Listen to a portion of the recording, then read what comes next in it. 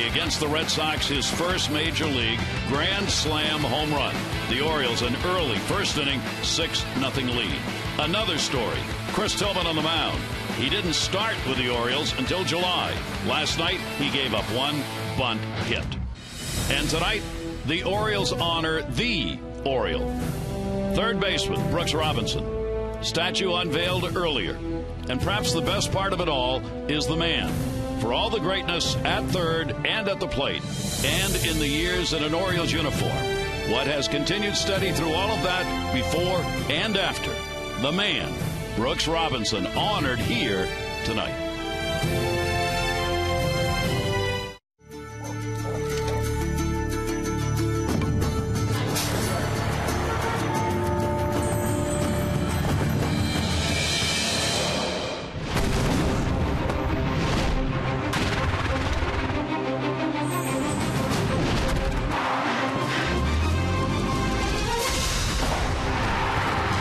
It's the Orioles on Masson, and we welcome you to Camden Yards on this Saturday night. And then there were 5. And the Red Sox are in town for the second of the 3-game set. The Orioles coming away with a victory last night, all of them seemingly necessary in order to make it to the postseason. Tonight, they go for win number 2 against Boston in this final home series of the year.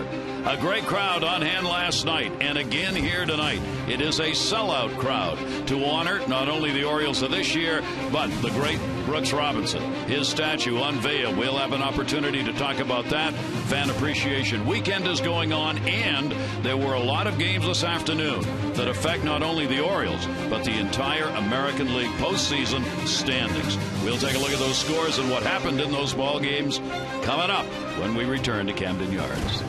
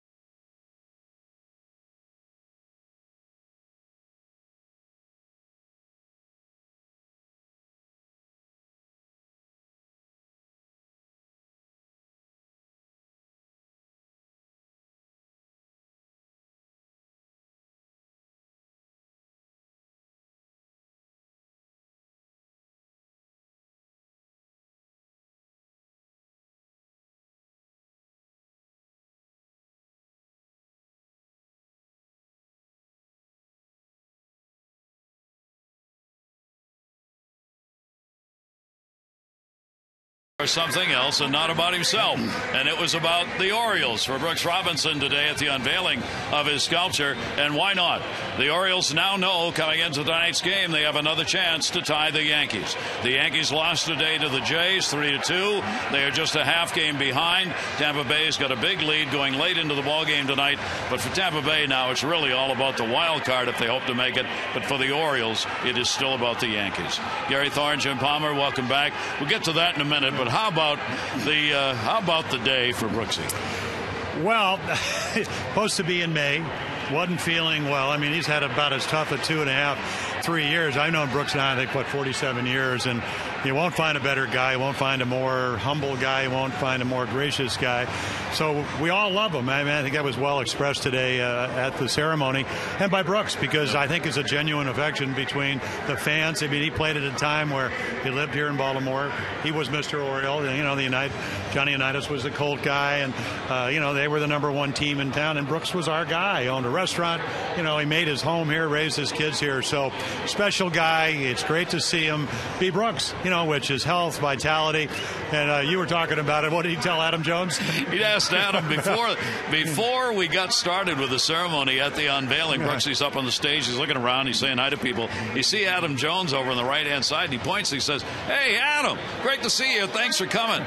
And he paused and he said, "You get any hits lately?" Yeah, right. I told him the same thing. And I think Brooks kind of touched on that. When you play on winning clubs, and the Orioles have surprised everybody, probably themselves.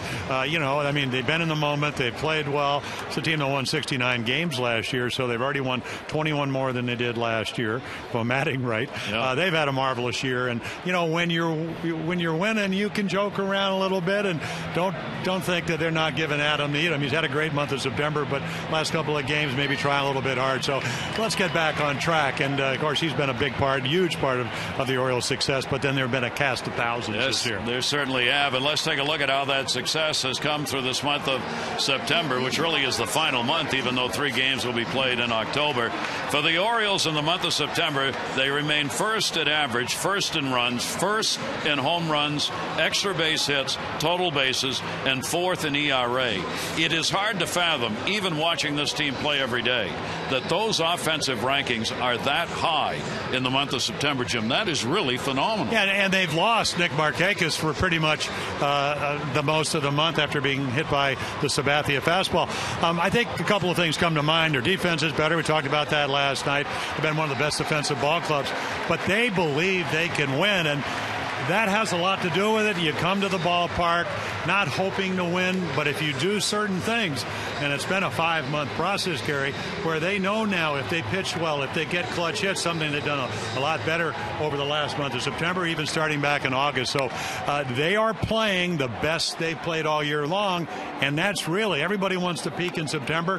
Hopefully they'll peak in September, the last, 5 games now, and then continue it and into October. But this is a very special ball club that's having one of those years. Yep, and they refuse to have the wild card fact hinder what really is the objective here, and that is to overtake the Yankees. I mean, Buck Showalter was asked today about, well, did you have the game on in the clubhouse? He said, well, it was on one of the monitors. Were you listening to it? Well, no, not really, and he means that. I mean, he knows what the outcome is, but he wants this team not to worry about what somebody else is doing, but to worry about winning the remaining games. Well, he calls them stealth starters. It's always been about being in the moment.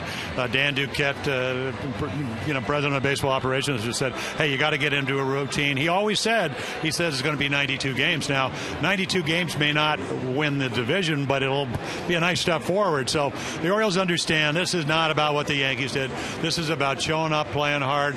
They've done it. The big win the other day, where they end up trailing 2-1 going to the 5th inning. They end up hitting 7 home runs. They hit 2 more last night. They made a very definite stamp on last night's game in the 1st inning. They give up a run. They come back with 6. Tillman pitched great. They did exactly what they've been doing the majority of the months of September, and that's to get the early lead and just take it on from there. And we talk about those who make the story. Ryan Flaherty last night gets his first Major League Grand Slam home run, has a 5 RBI night, all, of course, career highs for him in his rookie season, a Rule 5 player. There's Flaherty in the middle. What happens the next night? He doesn't play. So who do you look to tonight? Well, one of the people is going to be the starter for the Orioles, who wasn't supposed to be here, probably wasn't going to make it this far. If he did, he was going to be a bullpen. But wait a minute. Now he's starting, and he hasn't lost a game. Well, he's all his starts have been here. He's 3-0, 4-0 on the year, but he wasn't even on the 40-man roster. His dad kind of wiggled him into the getting invited to spring training. I told him early in the spring, don't ever throw next to Dylan Bundy because you don't match up velocity-wise. But this kid can pitch. He's one of the great storylines. He grew up here, went to St. Paul High School. Marvelous story.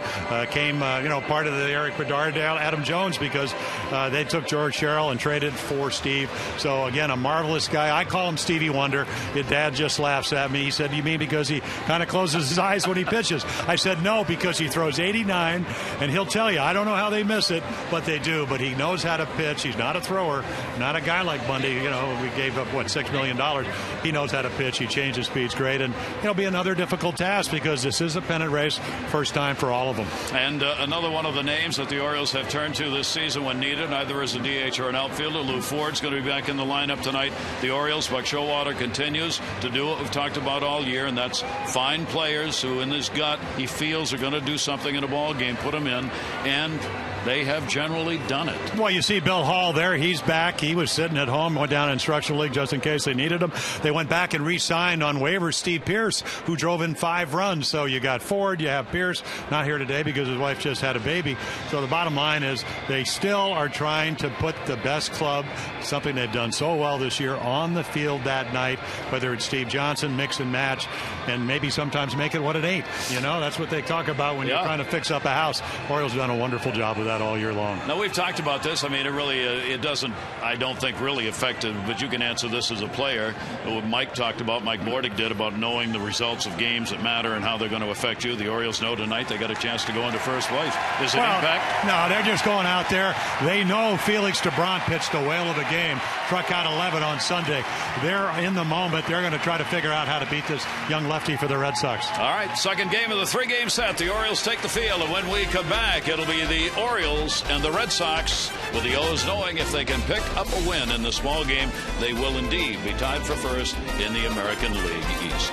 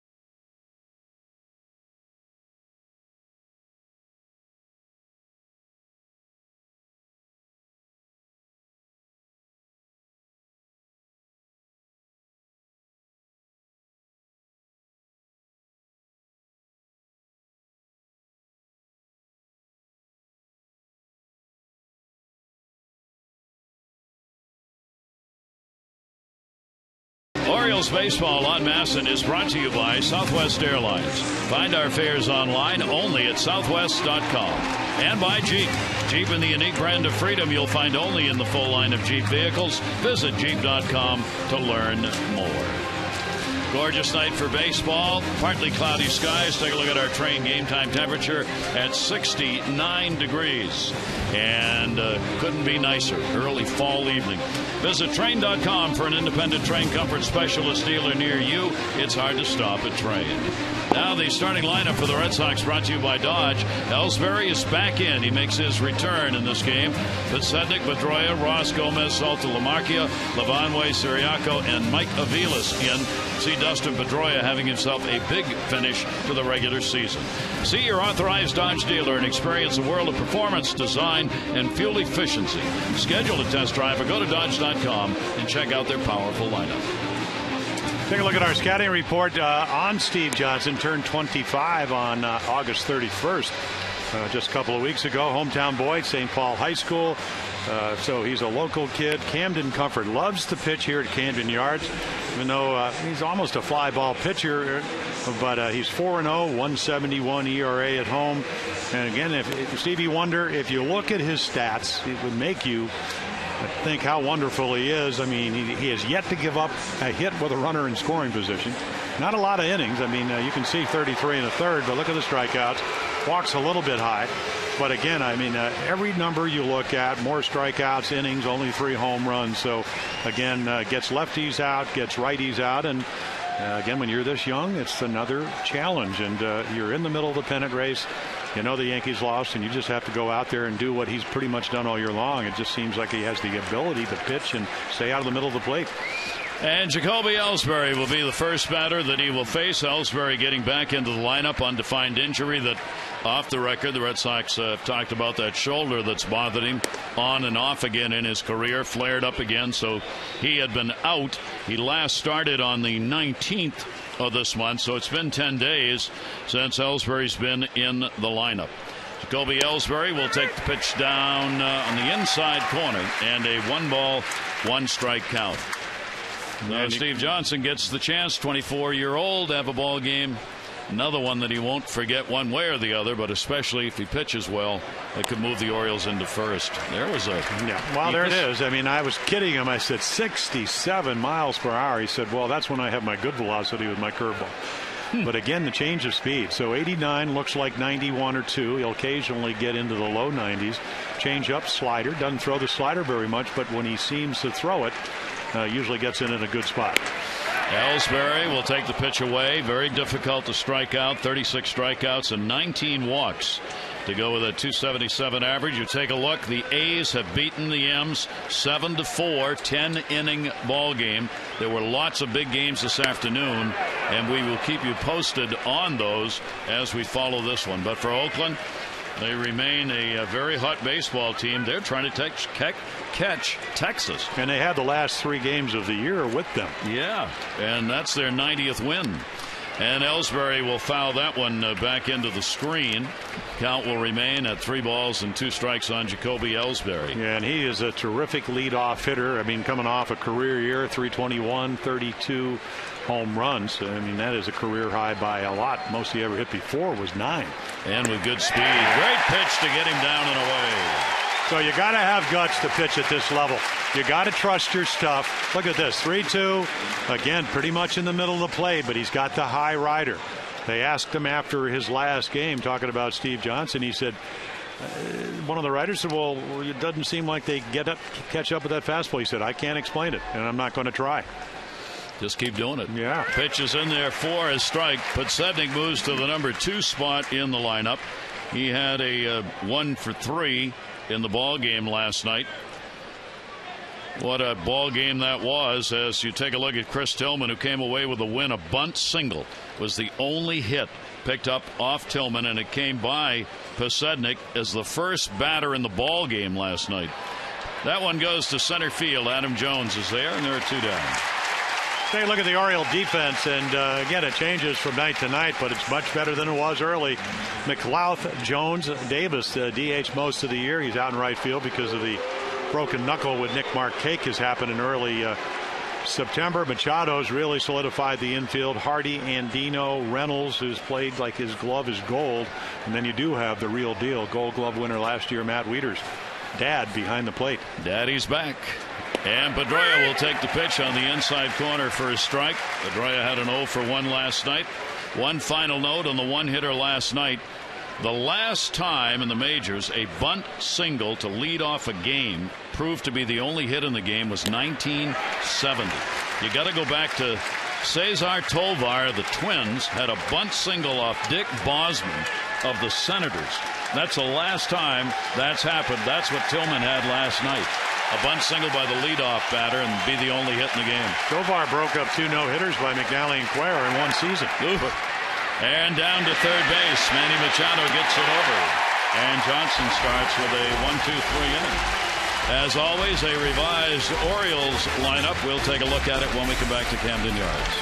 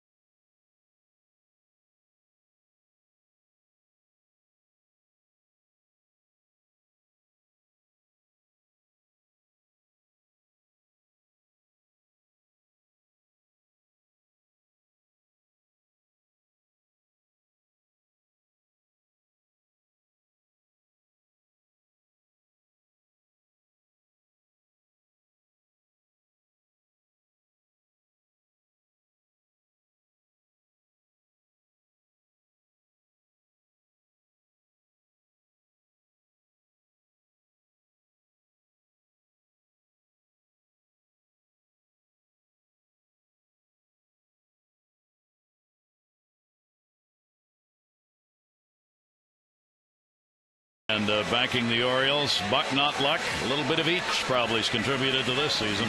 Take a look at the starting lineup brought to you by Southwest Airlines. McLeod, Hardy, and Jones, Wieters, Davis, and Reynolds, Machado, Ford, and Andino. For Chris Davis, American League East, big numbers where they have mattered in the division. Take a look at Felix DeBrant coming off again a very good performance against the Orioles, only 1 run. Lester-like, John Lester really has befuddled the Orioles, even though they beat him up in Boston, but he struck out 11, tons of runs, the second in run support, 6.9 runs a game. And then again, this is his first year starting.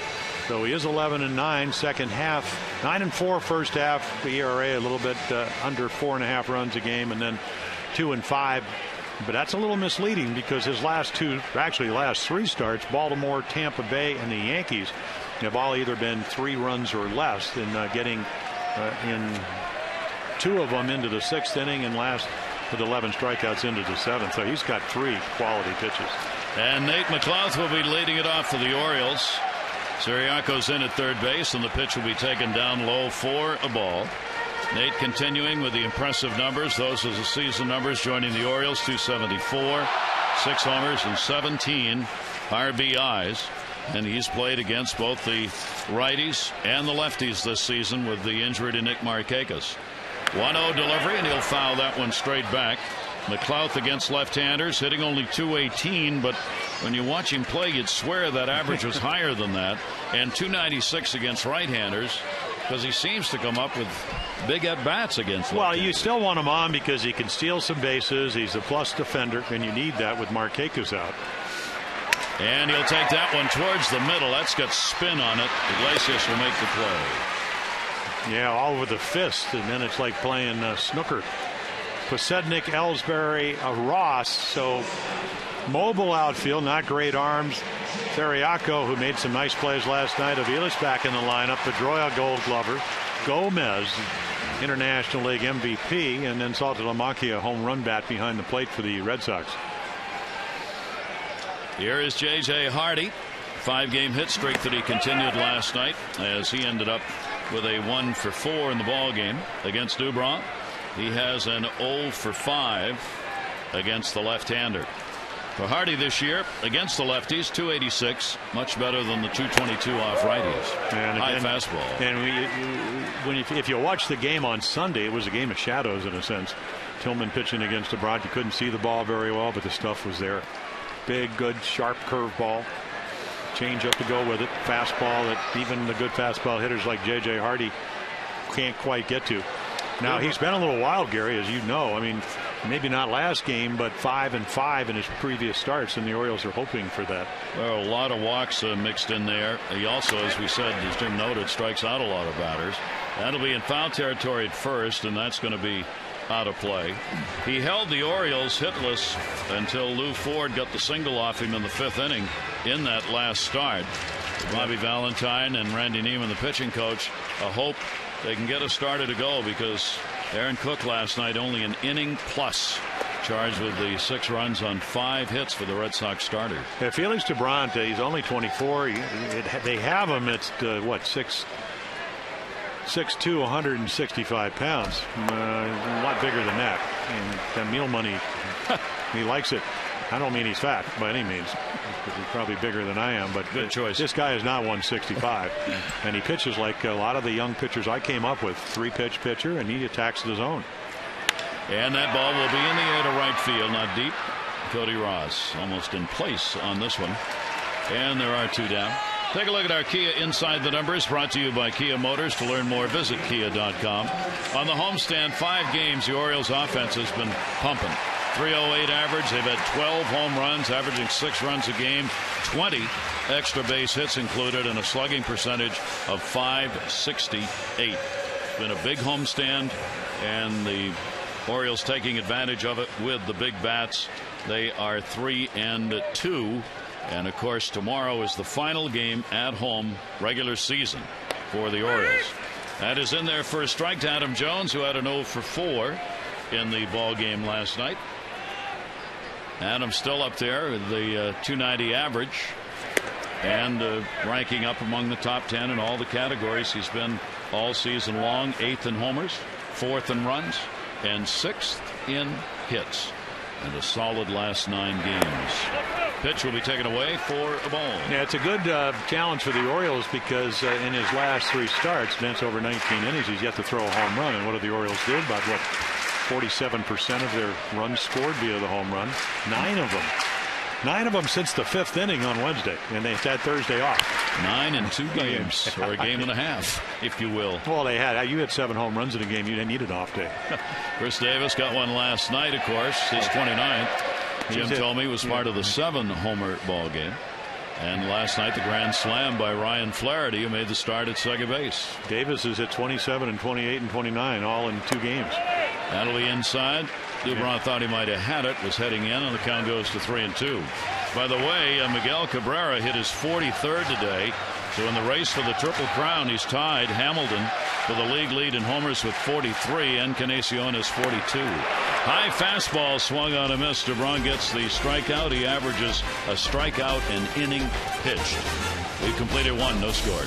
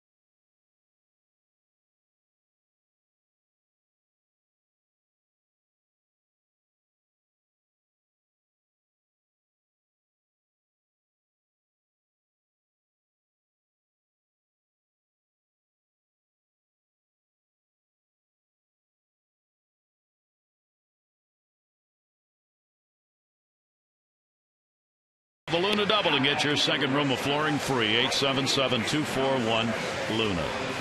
Forever getting ready to do his job at third base. The unveiling today for Brooks Robinson. Well, Brooksy used to always kid about how slow he was, but not. You know, you said, hey, it's one step and a dive. I said, yeah, but it's a real quick one step and a dive. And then you'd play tennis, or you'd watch Brooks. One day, you know, he would be the perfect guy to play for the Knicks when they had Frazier and all those guys, because if you found him, the ball was going in the net. He had hand-eye coordination. Yeah. Tennis, you know, the little volleys, nobody could volley better than Brooksy. Wow. Just an exceptionally coordinated guy. Just so happy he could be here today, and all the fans out to see him. Pitch will be taken away for a ball. Here's Cody Ross. Ross had an 0 for 3 in the ball game last night, hitting .222 on the season against the Orioles. Johnson's pitch to center, and that'll be a base hit. And there's the first runner of the ball game, leadoff single here in the second inning. Our Maryland Lottery strike-it-rich contestant of the game is John Shoemaker from Aberdeen.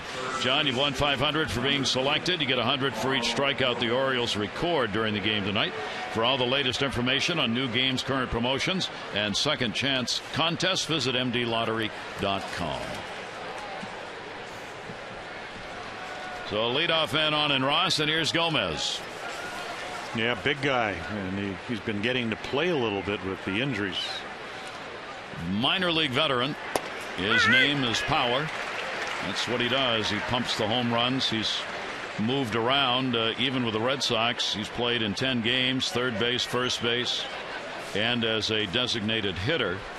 He's playing at first base in the ball game tonight. Yeah, 59 extra base hits to AAA. Big power, and he takes that big looping cut. Didn't like the call from Greg Gibson, the home plate umpire, and the count will go to 0-2. Johnson ahead of him. Steve Johnson throws strikes. He'll challenge him when he gets ahead, but primarily he wants hitters going after his pitches when he locates, and he has done that exceedingly well. 1-2. Yeah, I watched him, and I was watching as he start the other night, and of course it was a good one. And I was noticing the key to his windup, as far as I'm concerned, watch him take his chin and his left shoulder, and he'll just kind of fold it down. The left shoulder, see how it comes down, and when it comes down, good heater. Yeah, he stays. It gets ahead to Gary. He opened up a little bit too quick on the 0-2 pitch, and now watch, he ducks his head a little bit. It gets him on a straight line to home plate, and then throws the ball right by, as you mentioned, a young power hitter, and they usually can hit the fastball. Couldn't catch up. Nissan's bottom line sales event going on. Hurry in today for big savings. Visit choosenissan.com to test drive at your local dealer. Bottom line event ends October 1st. And folks, that's not far away. Here's Saltalamacchia. 0 for 3 in the ball game last night. Switch hitter, and he will take the pitch for a ball. For Saltalamacchia this season, the power has been there. 24 home runs, and 23 of those have been hit from this side of the plate. Yeah, good straightaway power, better low ball hitter. There goes the runner. Swing on and miss. Throw by Waiters is there. Not even close. Welcome back, Daddy. That one's for the kid. As he throws out Ross, 2 down. Well, Maverick's probably sitting in the hospital going, you know, my dad can really throw. Yeah, again, not a lot of speed from Cody Ross. Kind of a jump slide. I mean, look at this release. They have him as quick as, under 2.1 is quick. And then we have the master of the tag. Even though we did see Petroia very kind of beguile everybody by doing the hesitation slides last night. But J.J. Hardy can slap that tag down with the best of them, and the ball arrives so quickly. So Matt Wieters assisting in the cause. 2-1 delivery to Saltalamacchia. That'll be taken down low, and the count will go to 3-1. Ball games of importance. The Rays got off to a big start and continue today. So they have beaten the White Sox by a score of 10-4, and the Tigers won their ball game today over Minnesota 6-4. So the Detroit Tigers are back to a 2-game lead in the Central over the White Sox, while Tampa Bay wins its 87th game and continues in the wild card hunt. And they beat Chris Sale. He's having a marvelous year, the young lefty. That off Wieters' mask. Well, last night, of course, the Rays lose 3-1, and Upton and Jennings 1 for 31 on the first 4 games of that road trip, so they might have gotten a little hotter today. Joe Madden said we had a mulligan and we used it. And the pitch is inside. Johnson while walking. So Saltalamacchia gets the free pass with 2 down. First walk. He and Lavarnway have been swapping off, catching and DHing. Last night they actually swapped positions before the game started. Saltalamacchia was supposed to catch, but he DH'd. He is catching tonight, and Lavarnway is the designated hitter. Yeah, and you would think they'd have some history, both of them down at AAA this year. Lavarnway spending most of the year down at Pawtucket, and Steve Johnson starting at Norfolk. Affiliate for the Orioles, they're AAA, not too far from here, especially if you get on Southwest Airlines. How many air miles do you think the Orioles have had on between Norfolk and here for their players this year? Well, we cover a few players. There's that great off-speed breaking ball in there for strike 101. And your bags fly free, even the baseball bags. So they better, or the bill would have been really high. Exactly. With all that baseball equipment. 1 ball, 1 strike out. Smaller statues. Yes, that's right. You would have got the little one and no more. That is popped up first base. Reynolds. No runs, 1 hit, no errors, and 1 left on base. Orioles have a Wieters to lead it off when we come back.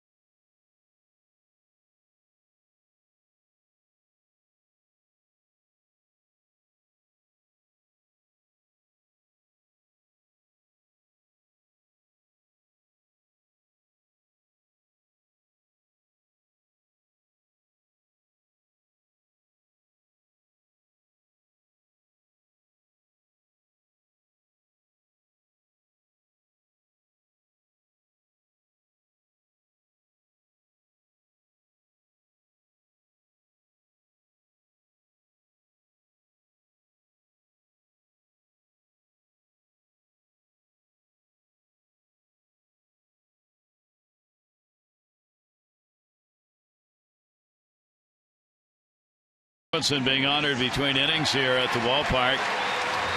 He couldn't talk enough about the current Orioles. Made sure at the unveiling, one of the first things he did was give the Yankee score. Exactly. Twice he did it. Yes. Twice. Well, I tell you, as gracious as Brooks is, Connie, you won't. I mean, talk about a Hall of Fame wife and what she's had to go through. I mean, Brooks talked about it. Raised 3 boys. And he was gone a lot. Diana, his daughter there, but 10 grandkids now. 10, so. And a lot of them were there today. But what was so great about Brooks, not only, I mean, the statue, obviously, and how gracious he was, is just the vitality. And that's what's important as a former teammate and friend. You know, he's feeling better. And like he said, what was his final word? I'm going to plan on being around a long time. A long time. That's great news. Here's Matt Wieters, and a ground ball towards short. Iglesias up will make the play, and Wieters is retired. 1 down, 2nd inning. Well, the O's certainly are in the hunt for the postseason, and now's the time to buckle up back to Birds. Place a deposit before Monday midnight for 13 full or partial season plans, including a convenient 13-game plan. You'll be guaranteed an opportunity to buy 12 American League World Series and Championship Series tickets before the public. Don't forget, deadline, access ALCS World Series tickets Monday at midnight. Chris Davis has a 7-game hit streak coming into the ball game, and on a check swing will foul that one right straight back. Looking to get his 30th home run of the season and join Adam Jones in that category this year. He has been driving in runs I mean, all season long, but he's having an even stronger finish for the Orioles. Ooh! That one caught him, I think, on the shoulder. Yeah, well, that's the way. I mean, if you're going to hit, you try to turn into it. And again, I mean, he's hit 3 home runs in 2 games. You want to pitch in, young pitcher. Watch him turn his shoulder. This is the way you get out. It hurts, but you don't expose the elbow, the wrist, the hands, the fingers. And that's what Frank Robinson, again, one of the great hitters of all time. Frank got hit close to somewhere around 200 times. So again, the ability to kind of take it with the bigger part of your body. 7th time he's been hit. Dubron has hit 5. He can be a little wild. He's hit 5, and he's had 5 wild pitches this season. Here is Reynolds, a 1 for 3 in the ballgame last night, going for the big one. Reynolds continues his torrid September. He is tied for 3rd in home runs in the American League with 9. He is the leading RBI man in the American League, tied for 1st right now with 24 for the month of September. There goes the runner. Oh my gosh, and Reynolds wisely steps out.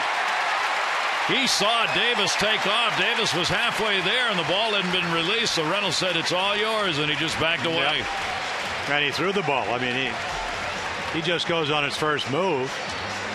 I mean, he's gone and didn't even wait for the first move. And again, that's your scouting. You see him up there. You know he's got good stuff. You know he strikes out, as you mentioned, a guy an inning. Hard to get hits off him. So if he's going to give you second base, you'll take it. That's only the 2nd stolen base picked up for Chris Davis. Caught 3 times, and now a runner in scoring position for the Orioles with 1 away for Mark Reynolds in a scoreless game. This is where the Orioles have put up some big numbers against Boston. 331 with runners in scoring position against the Red Sox this year. One of the other amazing numbers, if you look at the Orioles, they come in, they're 13th in stolen bases, but at home they're now, it's almost mind-boggling. They're 38-7 stealing bases at home, and on the road 17-22. So it's like they get faster. I think they better measure the base pass here and see if they're 90. It's almost like Nicole Cherry has taken a couple of steps away, so they're not 90 feet away.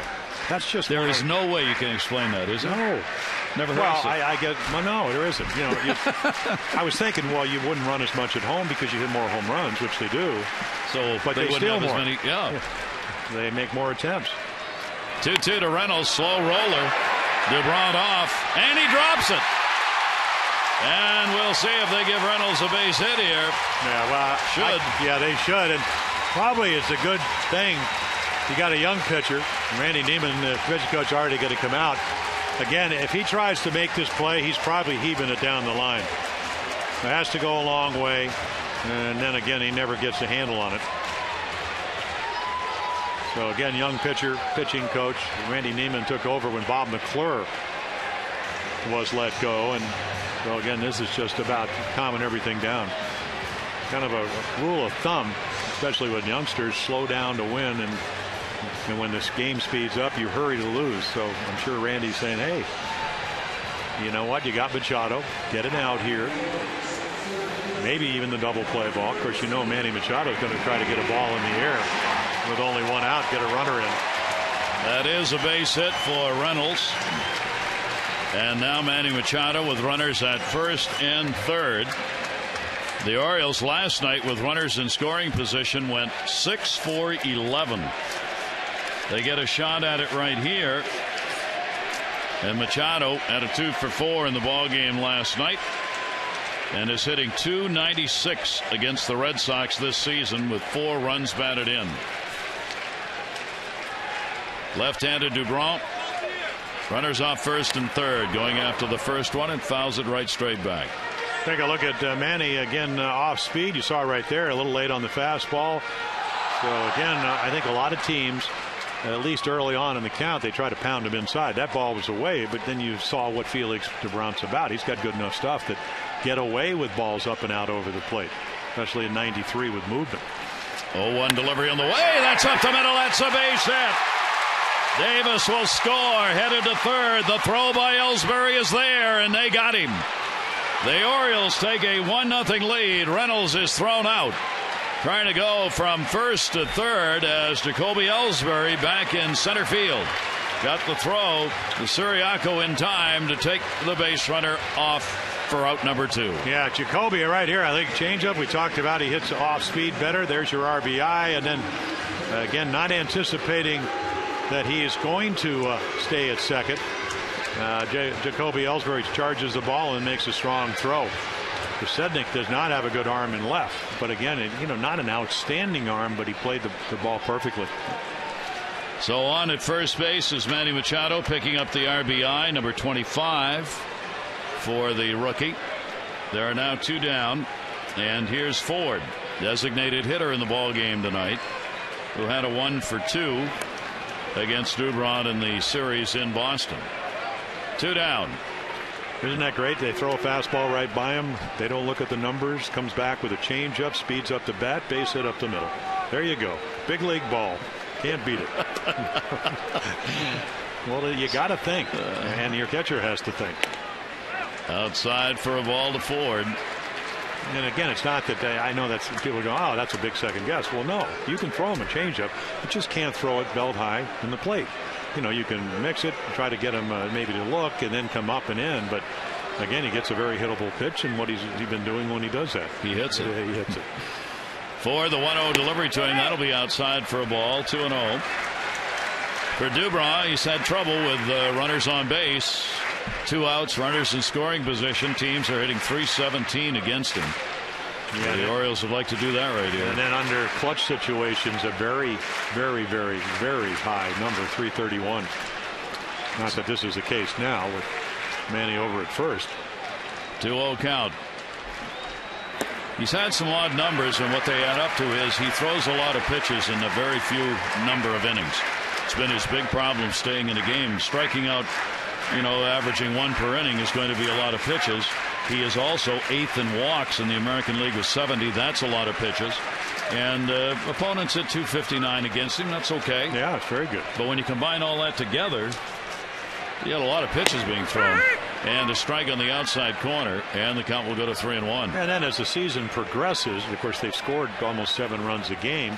What happens is they eliminate pitches. They get to know you a little bit better. But stuff-wise, and again, only 24. You got to like it because he's got a good arm. He's won a bunch of guys like Felix Dubron. 3 ball, 1 strike count. Machado at first is running, and that will be fouled away. He'll come back, and the count goes full, 3-2. I think you look for, Gary, when a guy can constantly, not that you want to do this, but a guy can constantly get behind good fastball hitters and get away with them. Ray Miller used to always talk about that. Guys can be cheating on the fastball and can't quite get to it. And McDonald was one of those guys when he came up for the shoulder problems.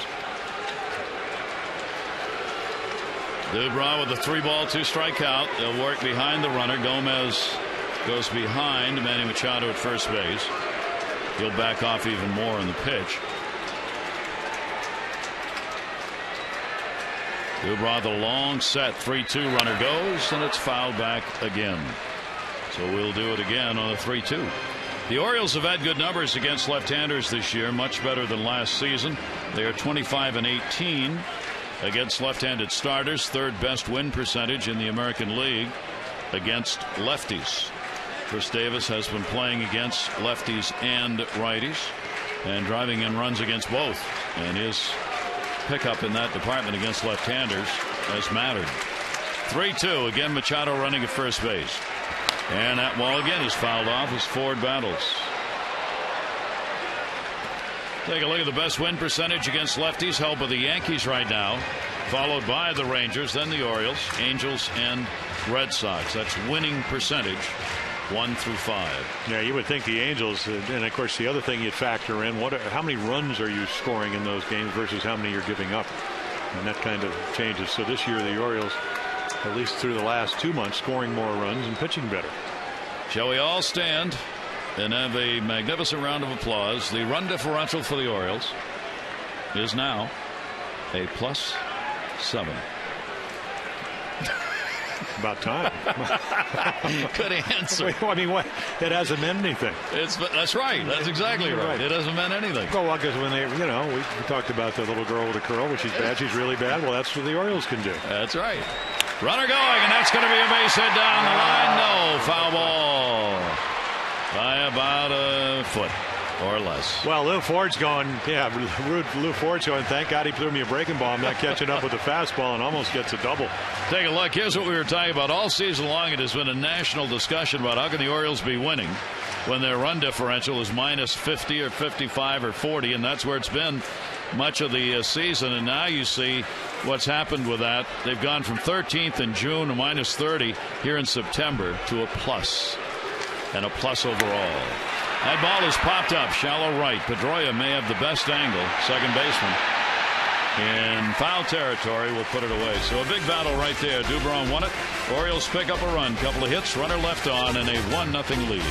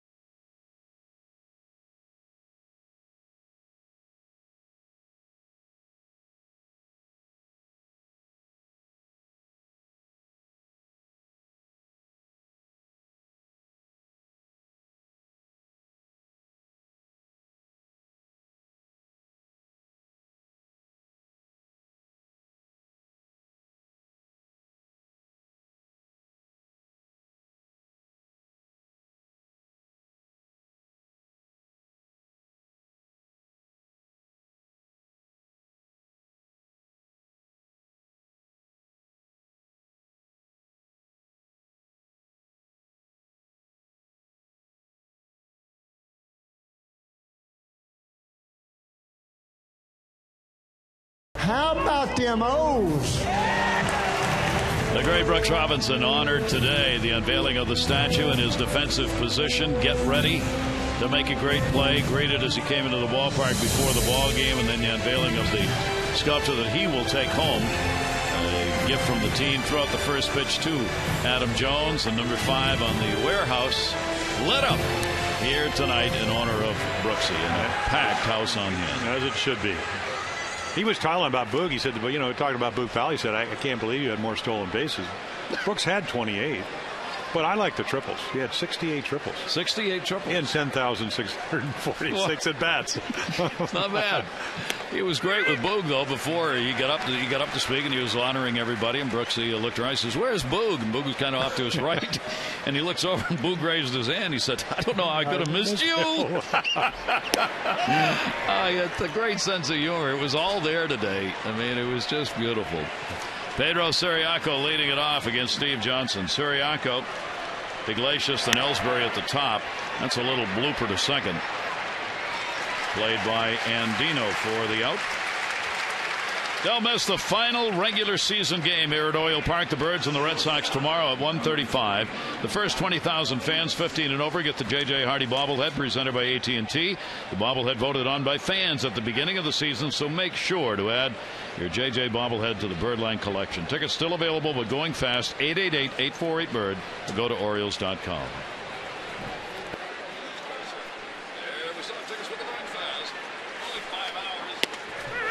And the pitch will be taken for a strike. Kind of a familiar refrain, isn't it? What's Pitching that? will be taken for a strike. Yes. Aviles pops that one up right off the end of the bat. Andino. Got to get to the weight room. 2 down. College basketball returns to the DMV as Coach John Thompson III leads your Georgetown Hoyas against some of the nation's best at Verizon Center. Be a part of the tradition. Georgetown basketball. Secure your tickets today. For more info, go to guhoyas.com or call 202-687-4692. Go Hoyas. Jacoby Ellsbury struck out his first time up. Ellsbury showing bunt. and will take that for a strike. Obviously, his loss in a number of starts this season, along with a lot of others, has cost the Red Sox dearly in their ability to compete. Only the 71st game Ellsbury has played in this season, and even in those, some of those where he played, he wasn't really healthy. Well, I still think, I mean, I don't know if he'll ever hit 32 home runs again, because that is somewhat of a, I mean, it's a career year, aberrational year as far as home runs, but impact player, defensively, offensively, average home runs last year, stolen bases year in and year out. But again, he hurt himself, what, the 13th of April, missed 79 games, and there it'd be kind of like taking Adam Jones out of your lineup. They're not as near a good a ball club. 1-2 delivery on the way, and he got him. Steve Johnson on a roll. He retires the side in order. 2 out of 3 innings that he has done that. The Orioles have the early 1-0 lead.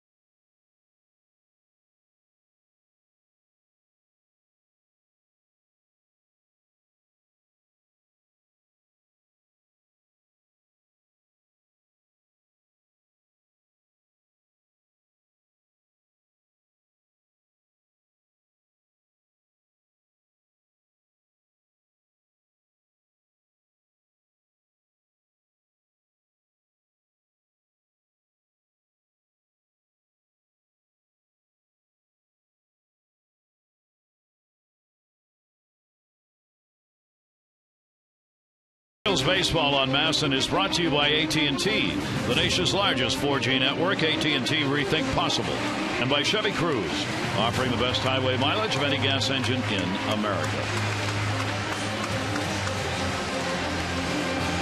Brooksy, number 5, celebrated here at Camden Yards. As Charles Steinberg said, speaking regarding Brooksy, Charles had worked here the PR department, now special consulting with the Red Sox. We've thanked Brooksy over and over and over, and you know what? It's never enough. No, Orioles leading it by a score of 1-0 with number 5 on hand watching. And here's Robert Andino. Andino back in at second base. He has an 0 for 7 against DeGrom in his career. In at third base, Siriaco. He does show bunt, and will take it for a strike. Yeah, bring him in and then hit it by him. Of course, 93, 94, 95 running away is hard to pull. But he has thrown enough breaking balls to speed up some bats. That'll be in the outside corner. Andino hitting .209 against the Red Sox on the season this year.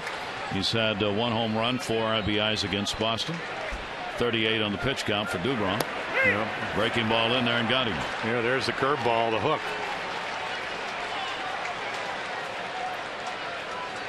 Take a look. Big squeaking curveball. Take a look at our Mercedes Inside the Numbers, brought to you by Mercedes-Benz, located on the web, MBUSA.com. Well, there you go. And, well, David Price certainly up there. DeGrom, kind of an unusual, but you talked about it. Over a strikeout per inning. Verlander, I mean, these guys are all, Nova coming off a great year. These are Cy Young candidates. Maybe not Sabathia because he did have the elbow problems, but Verlander, Price. The guy that, if he pitches an inning and 2/3 in scoreless, will have the lowest ERA since Dennis Eckersley back in 1990 is Fernando Rodney. Fernando Rodney. 0.61 ERA for a year with, I think, 48 saves now. That's phenomenal. It's just unbelievable number, and nobody ever talks about him as a Cy Young candidate. You got the back foot. Yeah. So McLeod taking a walk here. You see he had the guard on, but not the right foot. You know he's saying. That's what he's talking about with Saltalamacchia. And Jared's going, you think that's tough? Try catching him. Come back here. Yeah, come back here for 9 innings. 0-2 delivery time will be up high, and a 1-ball 2-strike count. McLouth and then Hardy due up. Orioles have won 2 in a row. Red Sox have lost 3 in a row coming into this ball game. The Orioles have already won the season series against the Red Sox. They are 11-5 against Boston, 7-2 at Fenway, and they've won 4 and lost 3 here. Just missed him. You're going to get hit by a pitch. Make it be a curveball off this guy. About 20 miles per hour slower. 2-2 delivery and came back with a heater that's fouled back into the screen. Well, Nate McLouth, you talked about hanging in there against lefties. The average not that good, but even home runs, I call him a veteran hitter. He looks in areas and he looks in counts, and he's done a nice job of, maybe not here, working the count in his favor, and then all of a sudden back gets pretty quick. That's a real good pitch. Left or righty, you're not going to hit. Well, check out this 2-seamer. And again, it's got great late action, so you're trying to cover the outside corner. It's hard to get to the ball down and in, even though most lefties like it, especially when it's 94 with good late life. Remember, Dubras had 11 strikeouts in that ball game against the Orioles at Fenway Park, a new career high for him, and he has picked up 3 so far in this game. And that will be fouled off. Hardy flied out to right field his first time up. Talked about the leaders in the American League in September. Hardy is one of those. Hardy's got 31 base hits this month. That is tied for 5th. He's tied with Manny Machado and Nate McLouth. They all have 31 hits in September, and they are all tied for 5th in the American League in that department. And they all can hit home runs, even though it seems like the only guy that tries to do it is JJ. Coming off a 30 home run year, and didn't even, with the ankle injury last year, didn't even play a full season. Loves to hit here. It's a nice little friendly power alleys at 364 at Camden Yards. Here's the 1-2 delivery, and that's going to bounce off Saltalamacchia. And that'll even the count up 2 balls 2 strikes. Well, you can see why he throws so many pitches, Jim. He's got this repertoire and sometimes can be all over the place with it. Again, what he does best is the fastball, and a lot of times I always felt that against a good hitting team like the Orioles, back-to-back starts are tough unless you can power the ball, and he can. Now whether he'll do that, because they've got enough breaking balls to hit. Let's see, that's hard. That's into right center field, and Ellsbury with that great speed gets over there. So Hardy is retired. He has a 1-2-3 inning. Both these pitchers in 2 out of the first 3 have retired the side in order.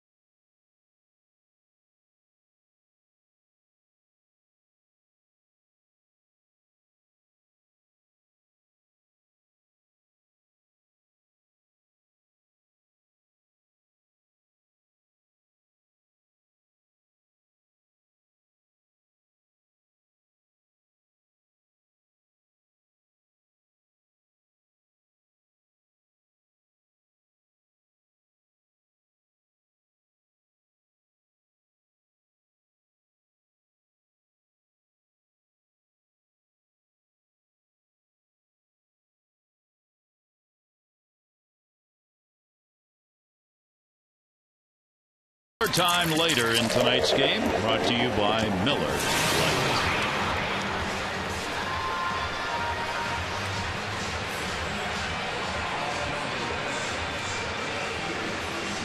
Well, the Orioles have pretty much answered that question. Well, just take the question mark off and put an exclamation point in. Why not? As the Orioles battle for first place, the Yankees lost today to Toronto 3-2. So the Orioles only a half game out starting this game. If they win, they will be tied with the Yankees. Steve Johnson, a walk, 3 strikeouts so far. Podsednik, Pedroia, and Ross.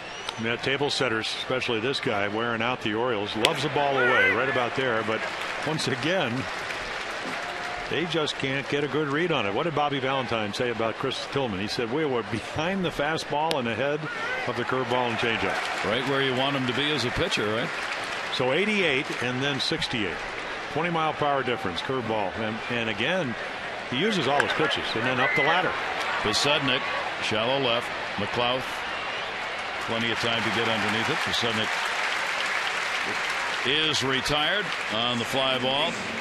1 down and nobody on. I'm kind of thinking about, and I know this, I mean, this is one of those ultimate compliments about the only thing that Steve Johnson has showed us he can't do is intentionally walk somebody when he threw it to the backstop. But he reminds me a little bit of Catfish Hunter in the sense that he really rides the ball. He has one of those deliveries that's nice and easy. Again, you know, Catfish was never about overwhelming velocity. He could just pitch a little bit in, pitch a little bit away, not afraid to throw strikes. Well, Johnson's certainly in that mode so far. 4-0 record. Pedroia grounded out his first time up. He'll take that one deep and foul. Swing harder. Mind the Orioles now in the non-rotation rotation. It'll be Joe Saunders going in the ball game tomorrow against Zach Stewart to finish up this homestand. And then at Tampa Bay, it's Wei and Chen against Alex Cobb.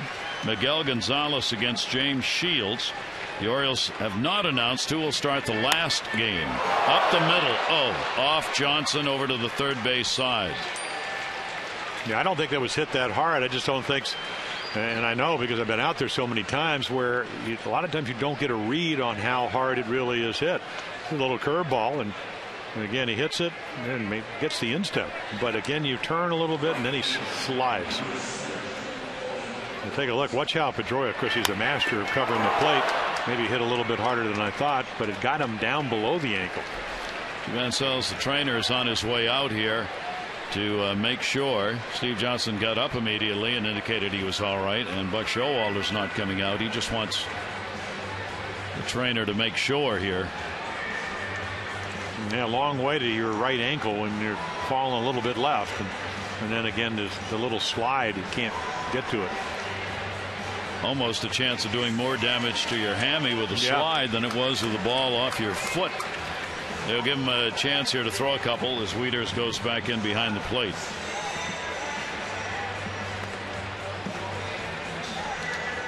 Said he's all right. Yep.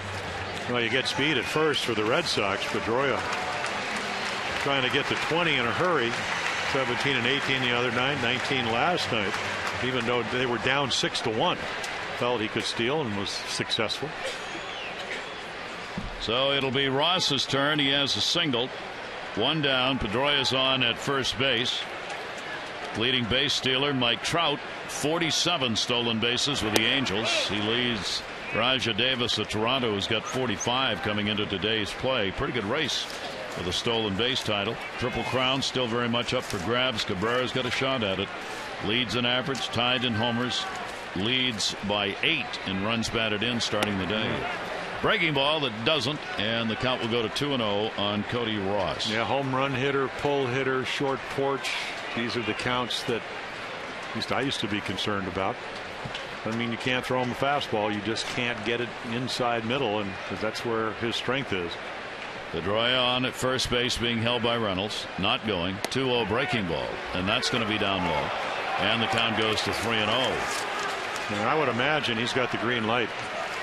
Cody Ross has got some power, batting in that cleanup spot, and you know, Buck Showalter, part of what he's thinking over there is this is all coming after that ball back to the mound that hit him off the foot, and that is a strike fastball in the inside corner. Yeah, he's looking away and he hits the inside corner. 21 home runs, 77 RBIs. He does strike out 124 strikeouts and 42 walks for Cody Ross. 3-1 runner not going. That pitch is in there too. Well, It's unbelievable again. I mean, how well he pitches, not throws. 3-1 changeups. He's sitting on a fastball. Can't even get the bat off his shoulder because it just totally fools him. And when you do that, if you're Cody Ross, you has no idea what he's going to throw you right now. Runner not going. 3-2. Manny Machado. It's on the ground. There's one. Relay and a double play. The Orioles benefit from the short hop at third base. And Machado to Andino to Reynolds. Look at this one. Brooksy, where are you? You know Brooks Robinson is smiling on that play on the night in which he is being honored.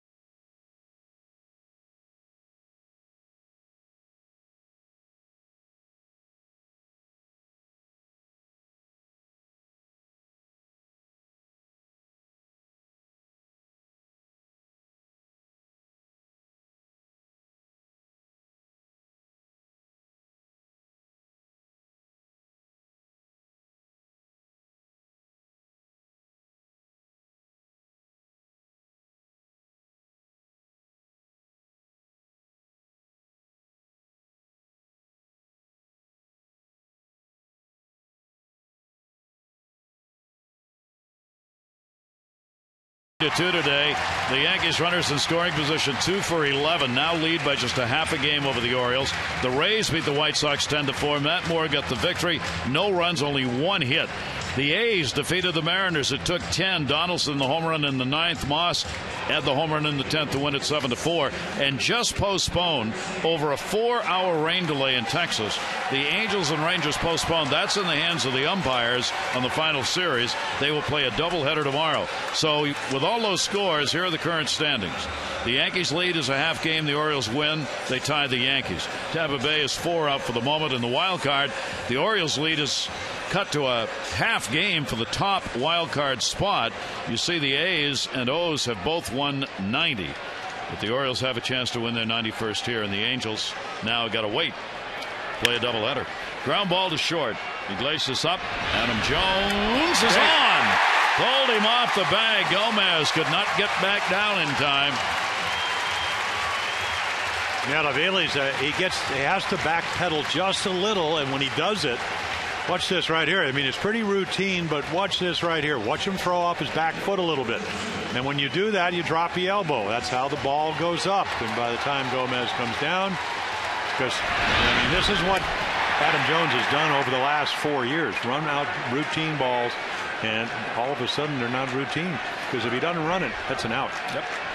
So he's on. It'll be an error. Charged on the throw by Iglesias. The Orioles get the leadoff man on. Here's Matt Wieters. Wieters grounded out his first time up and will take it for a strike. Wieters has an 0 for 8 going against DeVron. The Orioles in this lineup have not done much in the way of being able to pick up hits off this left-hander with limited at bats.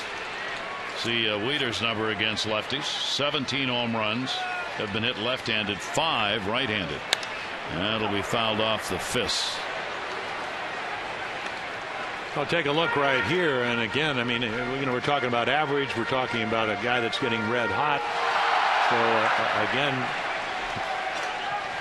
I don't know if there's any rhyme to reason about that, but again, this is just a maturing hitter. Very comfortable. Even though the average much higher from this side of the plate, hitting both ways, especially in the month of September. Throw over to get Jones back. Wieters in September is hitting .325. He's had 5 home runs this month. The Orioles, of course, have been powering the ball, led by 9 home runs in September hit by Mark Reynolds. But a number of the Orioles, including Chris Davis, who's got 6. Hardy's got 3. Jones has 6 just in September. Blew the fastball by him that time, 4 Ks. Well, he's got the high rider. That's what he does best. And boy, you can't teach this. And that's why, even if you know he does this is what he did up in Boston on the way to 11 strikeouts. You see a little bit better here because the shadows Sunday playing a big effect. But boy, it's hard to get on that kind of pitch. So the Orioles leadoff man still over there at first base, unable to move him along. Well, Saltalamacchia, Jared throws it out about 18%. And then again, not a great move. One of those moves, and what you look for is, of course, you study this, is what that front foot does. If it kind of hangs there, you can go to first or you can go home. But if it comes back across the, or even with the pitching rubber, that's where his left foot is. It's a balk if he goes to first. See, and right there's a slide step. Jones not going, and the pitch will be taken by Chris Davis. Chris Davis, we were talking about the home runs.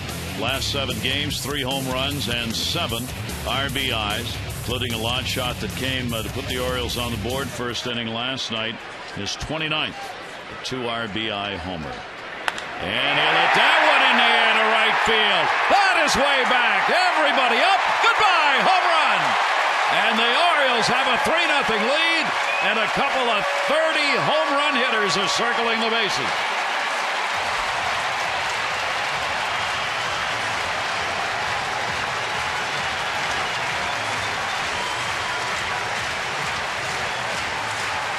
That is some big time power. Now 4 home runs in his last 3 games.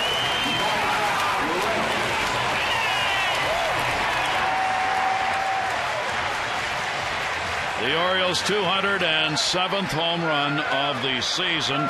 Every one now sets a new mark for homers here at Camden Yards by the Orioles. That is their 123rd home run hit in this ballpark this year. And it triples the lead for Steve Johnson. It's another major thing. 1 down, bases empty. Here's Reynolds. And a breaking ball outside. Well, take a look. You want to hang a curveball? It's up. It's gone. Part of hitting is getting good pitches to hit, and DeBront hangs a hook, and very much like last night, off of Aaron Cook. Out in front of that one to center field, Ellsbury. He's got it. Reynolds retired, and there are 2 down. Well, with the 30th home run hit by Davis now, he and Adam Jones both have 30, and it marks the 6th time 2 Orioles have hit 30 or more home runs in the same season. J.J. Hardy did it with Mark Reynolds in 11, Brady Anderson and Palmeiro in 96, Eddie Murray and Larry Sheets in 87, Boog Powell and Frank Robinson in 69 and 66. And joining that illustrious group, Jones and Davis. There they are. Manny Machado, an RBI base hit, his first time up. And a strike on the outside corner, 1-1.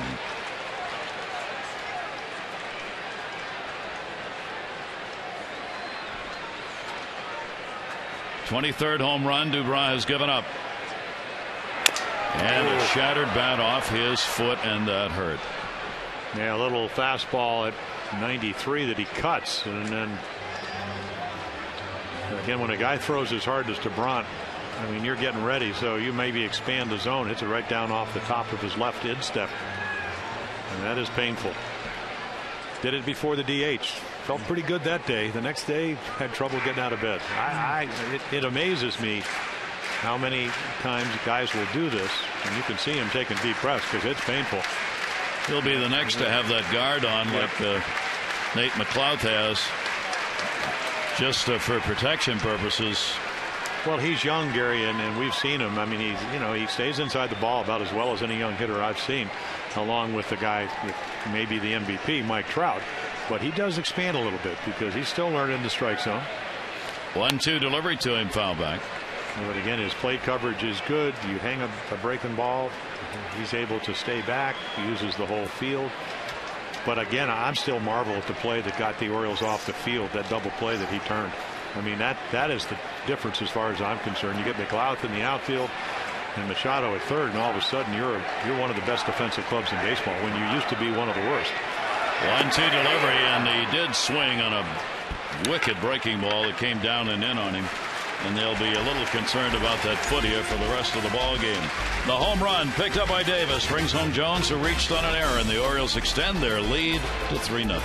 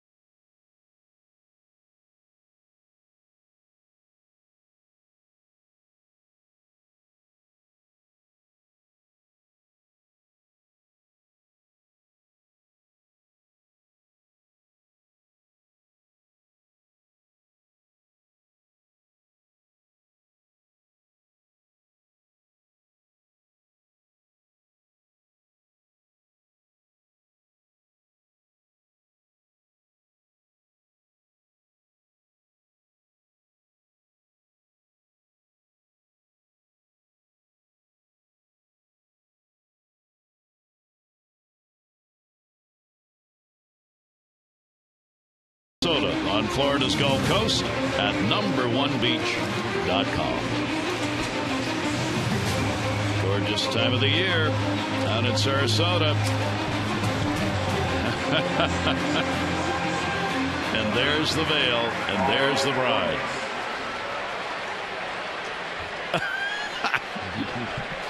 And the bird. The bird is much more popular than in years past this year. Well, I thought you were going to say than the bride. No.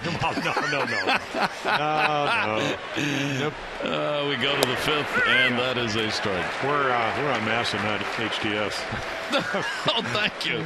Where you could say anything. Well, I didn't, but we used to listen, and John Lowenstein unleashed on Mel Proctor. Bounced, and Gomez with a 1-ball, 1-strike count. Yeah, you didn't want to be the mayor of Ocean City and have one too many donuts because they would notice it. Too many donuts. They took no prisoners. It was unbelievable. Here's the 1-1 delivery on the way, and did he go? We'll check it first. Well, it depends when you call the swing. Again, the 67, 68 mile per hour curveball. So again, here comes the ball, and he didn't swing. I think he got the bat back in time. Johnson's 2-1 delivery, and that will be fouled away.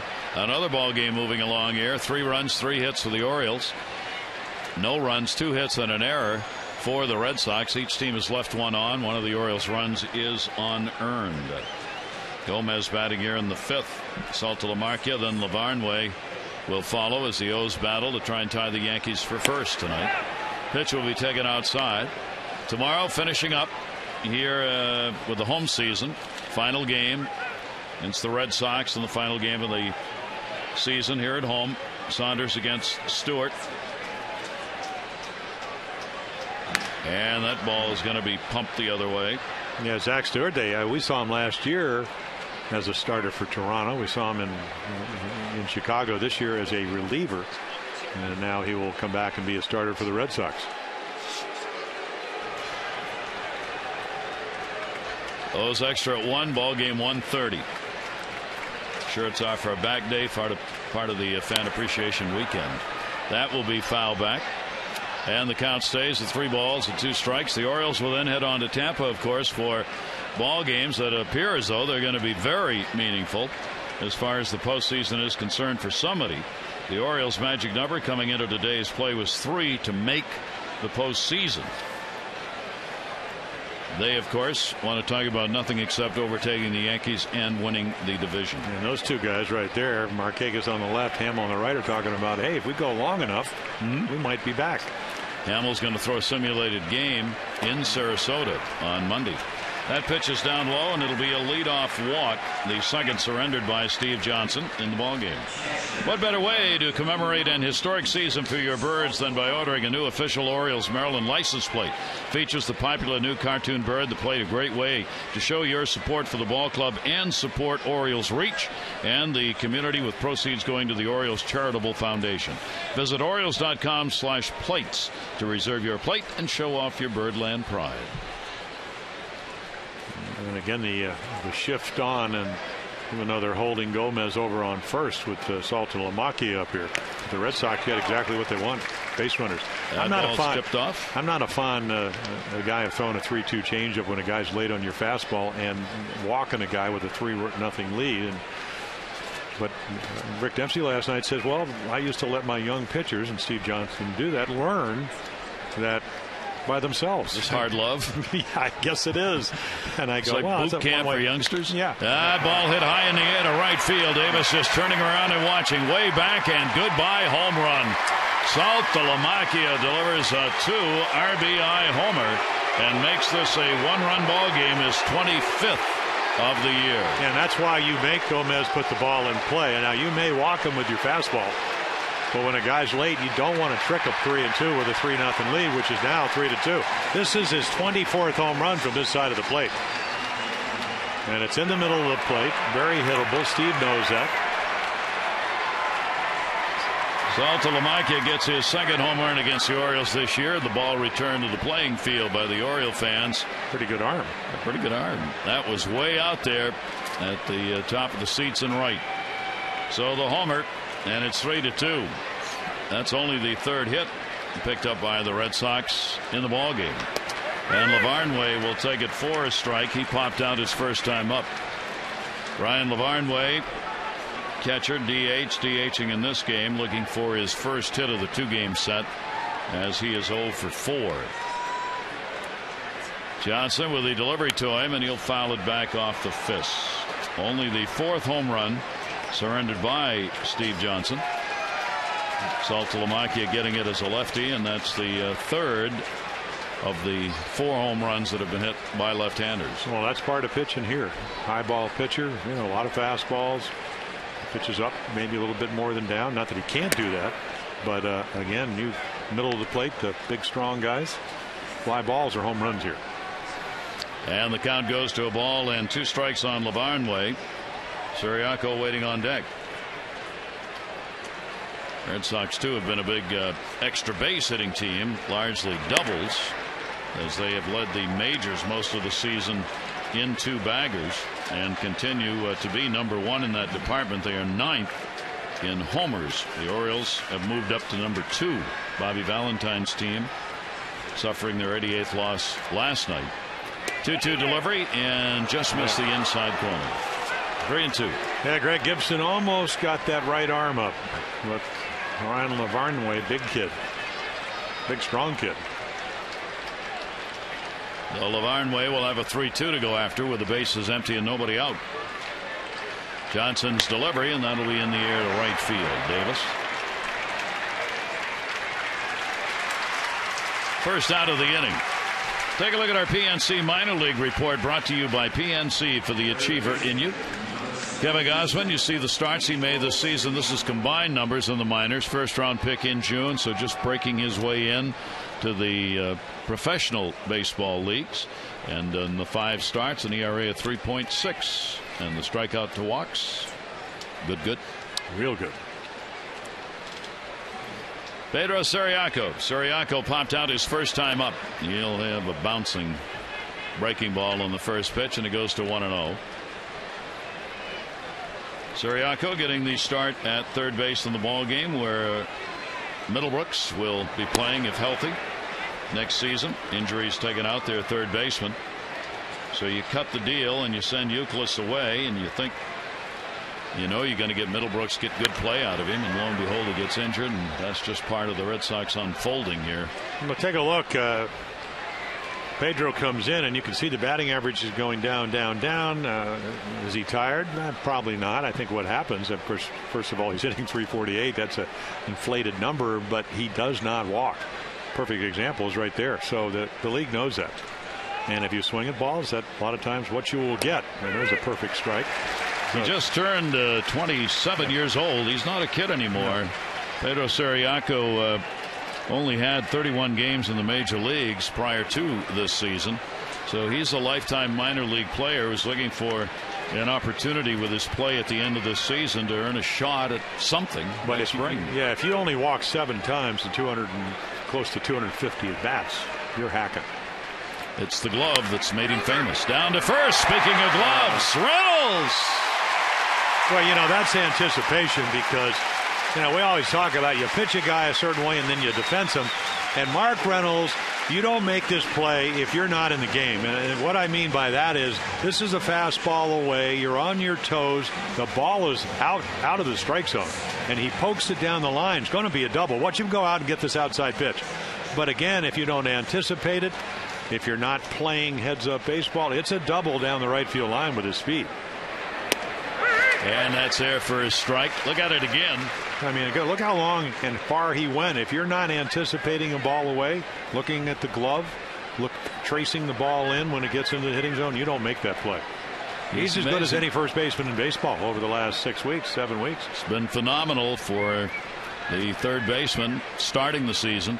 Over because they wanted his bat in the lineup to play first, and I don't think anybody had any idea his glove would look like it has at first base. Mike Aviles. And Aviles will take the pitch outside. He popped out his first time up. Aviles in and out of the lineup, not because he's played poorly, but he has been one of those regulars who's had to sit while they take a look at some of the other players. And Siriaco's been one of those. Iglesias has been another. That will be foul back. So Aviles, first they weren't going to move him over to third base to play some, but he finally went to Bobby Valentine. Actually, it only took a day of sitting, and he said to his manager, okay, I'll play third. And he did. He is back at shortstop tonight. 2-ball, 2-strike count. Aviles will follow back. Well, again, inside middle fastball hitter, and that's why you saw Steve Johnson, the big looping curveball the first time. But again, extra base power. 41 extra base hits. 28 of them doubles. He's one of the reasons the Red Sox have that #1 ranking and 2 baggers in the majors. 2-2 delivery to him off the end of the bat. Reynolds closest. Ooh, look out. Over the tarp, and he caught it. Oh, mercy. Reynolds over the tarp, down the other side, made the catch, and comes up smiling. Unbelievable. First a ground ball robbed of a double, and then he puts it away behind the tarp, says, here it is, I got it. No problem. Good glove, good toes. I win.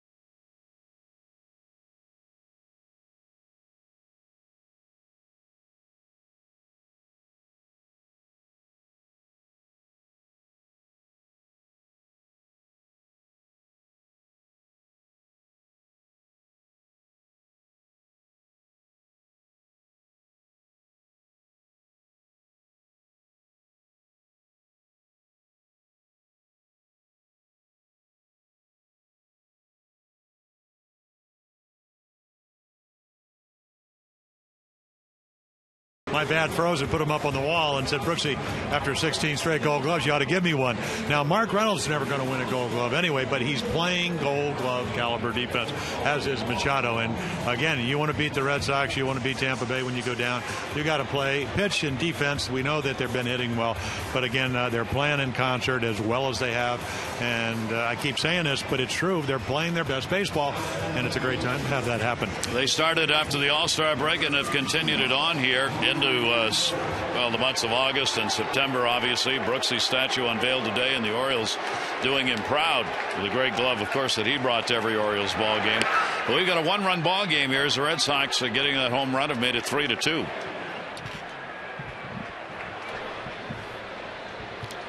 Lou Ford against the left-hander. Dubrant's delivery to him, and that is taken outside for a ball.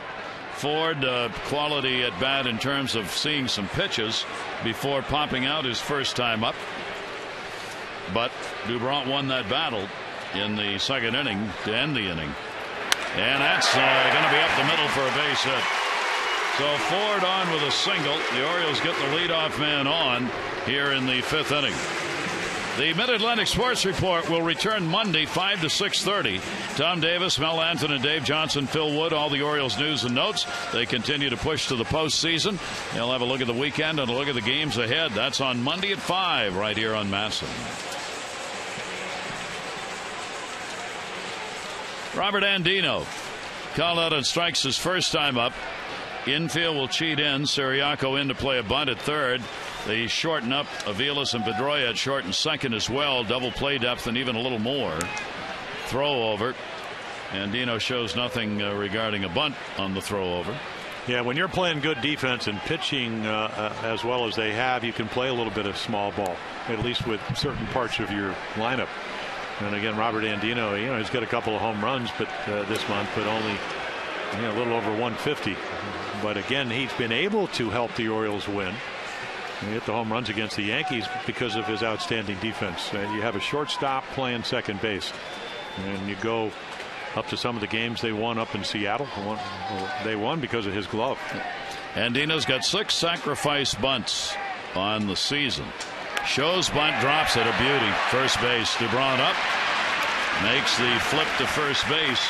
So there's the 7th sacrifice, and the fans and his teammates applaud him as he gets the runner down to second base. One away, Ford at second. Join Orioles players on the Buckle Up Street team. They travel throughout Baltimore for the Buckle Up rallies, game tickets, giveaways, Buckle Up themed gear, and other promotional items. And the next rally Monday, Pickles Pub. That's the bar and grill right across the street from the ballpark here. It's presented by Miller Lite, 6 to 8. For all of the rally dates and locations, go to Orioles.com/buckle up. Yeah, we went by there today, and after Chris Davis in that 7-inning game back on the 6th of May came in and pitched, struck out Adrian Gonzalez. They, on the Pickles sign, they have a little sign that goes Chris Davis for Cy Young. It was one of the classics. Well, it was up there for about 2 weeks. His winning percentage is 1,000 after all. That'll go to first. Gomez, the underhand toss to Dubrant covering. Ford will move up. Shattered bat on McLouth as he grounds out, and there are 2 down. Yeah, again, the good moving two-seamer couldn't quite get to it. It almost looked like Gomez looked under his glove to see if it was there. And then Dubrant gets over, so it's up to J.J. Hardy. Hardy with 2 away. Orioles have scored a lot of 2-out RBIs here in the month of September, along with everything else. And J.J. Hardy gets the opportunity here. Hardy 0 for 2. He's had a hit and 6 at bats so far in the series. And Dubrant, the left-hander, out of the stretch with a runner over there at third base. Outfield swung around a bit towards left, playing him to pull on the fly ball. And the pitch is there for a strike. Yeah, that was a 68th pitch. So actually, there's Steve Johnson, pretty efficient for Dubrant, even though not that he's been wild. It just seems like a lot of pitches to every hitter. 0-1 the count. Hardy waiting on it, and will take the fastball outside for a ball. J.J. Hardy this season, .214 average against the Red Sox coming into the ball game. He's had a couple of home runs against them and 4 RBIs. Orioles trying to get Ford in, who led it off with a single. Here's the 1-1. And that's there in the outside corner, 1-2. Now we're getting a couple of good umpired games as far as the strike zone. Very consistent. Last night, Manny Gonzalez, one of the better umpiring games, maybe one pitch. And it was a blowout type of game. Easily could have expanded the strike zone. Very consistent. 1-2 the count. Middle wide open. If Hardy goes there, the ground ball, and that misses inside. Dubart trying to get him up and in with a fastball. 2-ball, 2-strike count on J.J. Hardy. Yeah, for a power pitcher, he sits right on that third base side of the rubber, so the angle for him is directly to the inside corner. Pitching rubber 24 inches, the plate 17 with the ball, maybe 22. So he's way over on that third baseline, right at that inside. 2-2 chopper. Dubron's going to make the play to first base. Double clutches and will get the out. So the Orioles unable to convert on the leadoff single. No runs, one hit, no errors, and one left on base. 1-run ball game continues.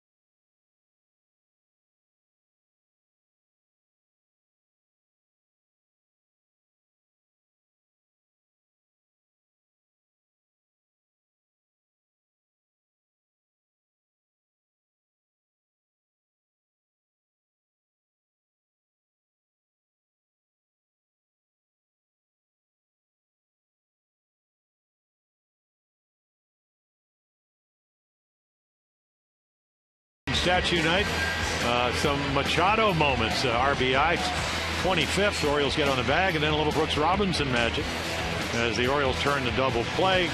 Chris Davis about as hot as you can get. 4 home runs now in the last 3 games, makes it 3-0. Locke will hit a 2-run shot, and then a little more D. Mark Reynolds over the tarp, over the hill, down into the crevice, and comes up with the ball. One of the more amazing catches you'll ever see. Johnson on the mound. Again, only the home run by Salto Lamacchia. DeBrant, the 2-run shot by Davis. There he is, the Gold Glove first baseman. And I don't, not kidding. No errors, 291 total chances since August 25. I mean, he's been sensational over there. And the pitch is taken down low for a ball. 3-2 ball game as we go to the 6th inning. Top of the order, Jacoby Ellsbury in. He's struck out twice in the game. He's just trying to get his batting eye and timing back here. Fouls it off. As he's not been in ball games, as we said, for a while. He's been traveling with the ball club and working out regularly, but at his last start on the 19th. You had Bobby Valentine stop by to say hello, and he said he was waiting another half hour because he's been kind of day to day for the last 2 or 3 days. He's been coming to the ballpark early, going into the cage underneath and taking early batting practice, and then talking to Bobby Valentine about whether he felt he was ready and able to get into a ball game. And tonight told his manager, tonight's the night. I want to get back in. So there he is. 2-1 delivery by Johnson to short. Hardy over, not going to get it. So Ellsbury's going to get a leadoff single here in the 6th inning. And the Red Sox get the potential tying run on. Our Rose Extra postgame tune-in brought to you by PNC Bank. For the achiever in you, Jim and Rick will have a look back at the ball game, however it may end. Buck Showalter, you'll be listening into his press conference, and there'll be interviews with players and more coming up after the game. So the track meet can start. Good catching thrower. Steve Johnson quick to the plate, but Ellsbury can outrun the ball 14 out of 17, even though he missed those 79 games. Pasednik, a good bunter with speed. Machado's playing in about 4 steps on the grass. Now backs up a couple. Manny Machado came in to do a little cleaning of the greens. Moved some dirt around. Tamped a little grass down just in case there's a bunt laid down his way. Nobody out. Ellsbury off first. Steve Johnson the look. Pasednik will take it. If Ellsbury's has had a shoulder flare up, you got to wonder if they would run him. Yeah, and the shoulder he hurt. Rick Adair is going to come out, Oriole pitching coach.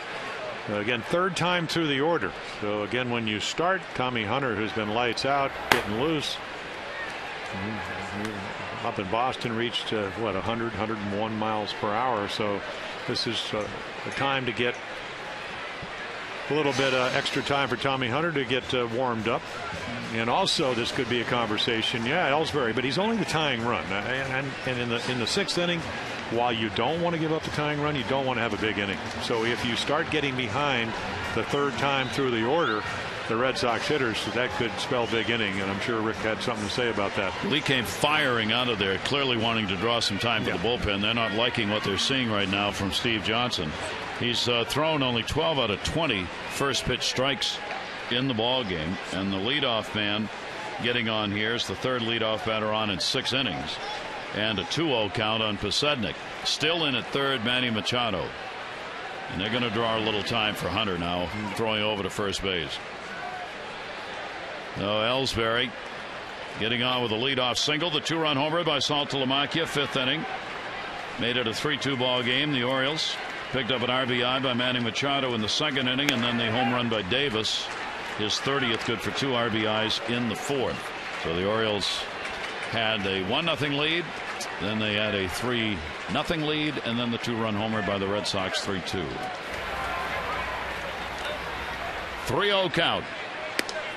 And strike called, high strike. Pasednik, though, thought it might be, so he didn't make much of a move to first base. Yeah, the majority of the hits he got in Boston were to left field, but here hitters count, maybe look to drive a little bit of a ball and hit it into right field, create the 1st and 3rd with speed. Ellsbury can get the 3rd base. 3-1 delivery, and that's their first strike. So Steve Johnson comes back on him and gets it full. Now, do you run Ellsbury? Oh yeah, he's going to be off to the races. And one of the reasons, and you got to throw a strike here. That's why it's such a great running condition. Just make him stop.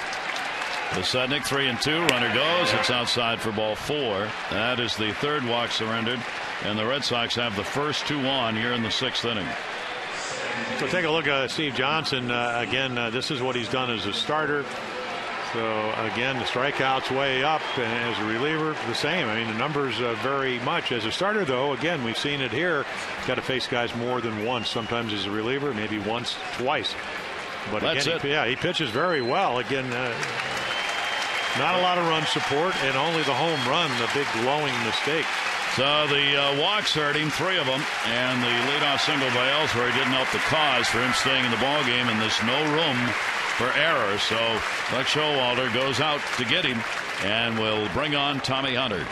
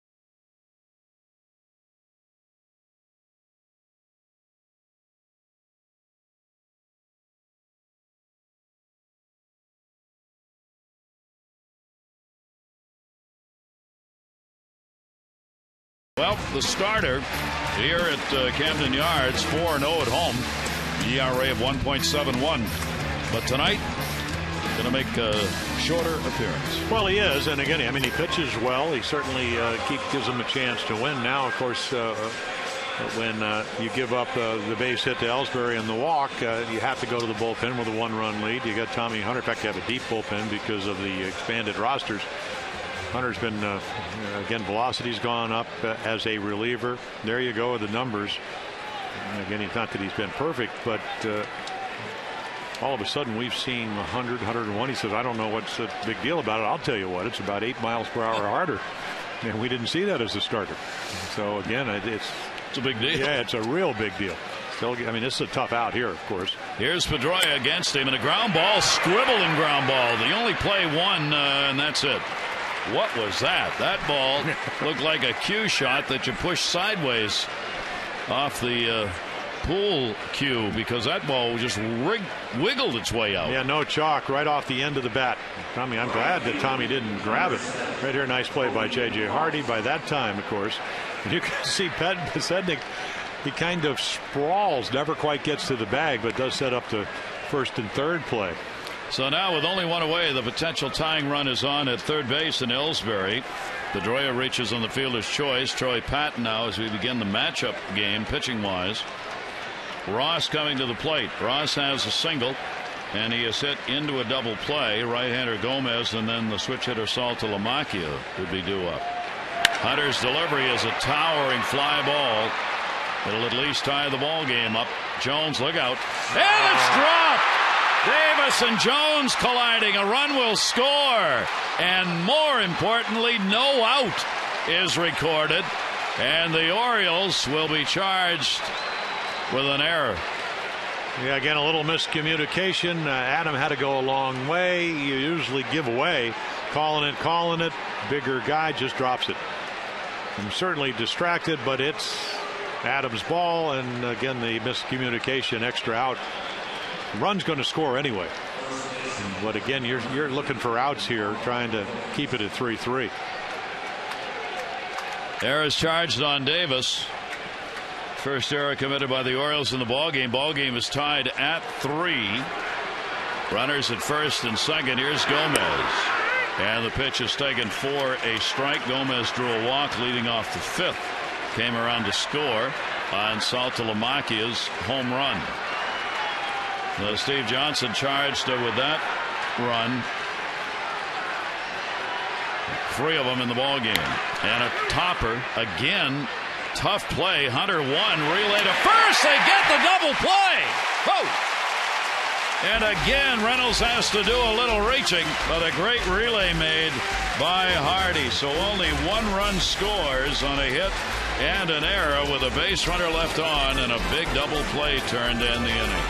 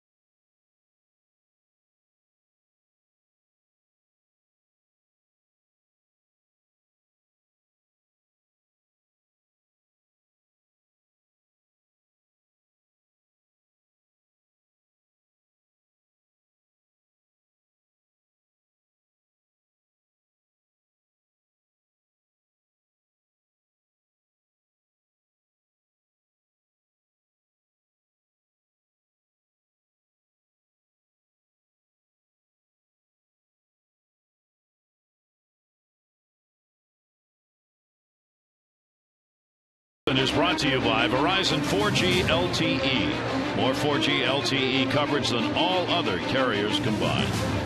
Unveiling of the Brooks Robinson sculpture in the Legends Park.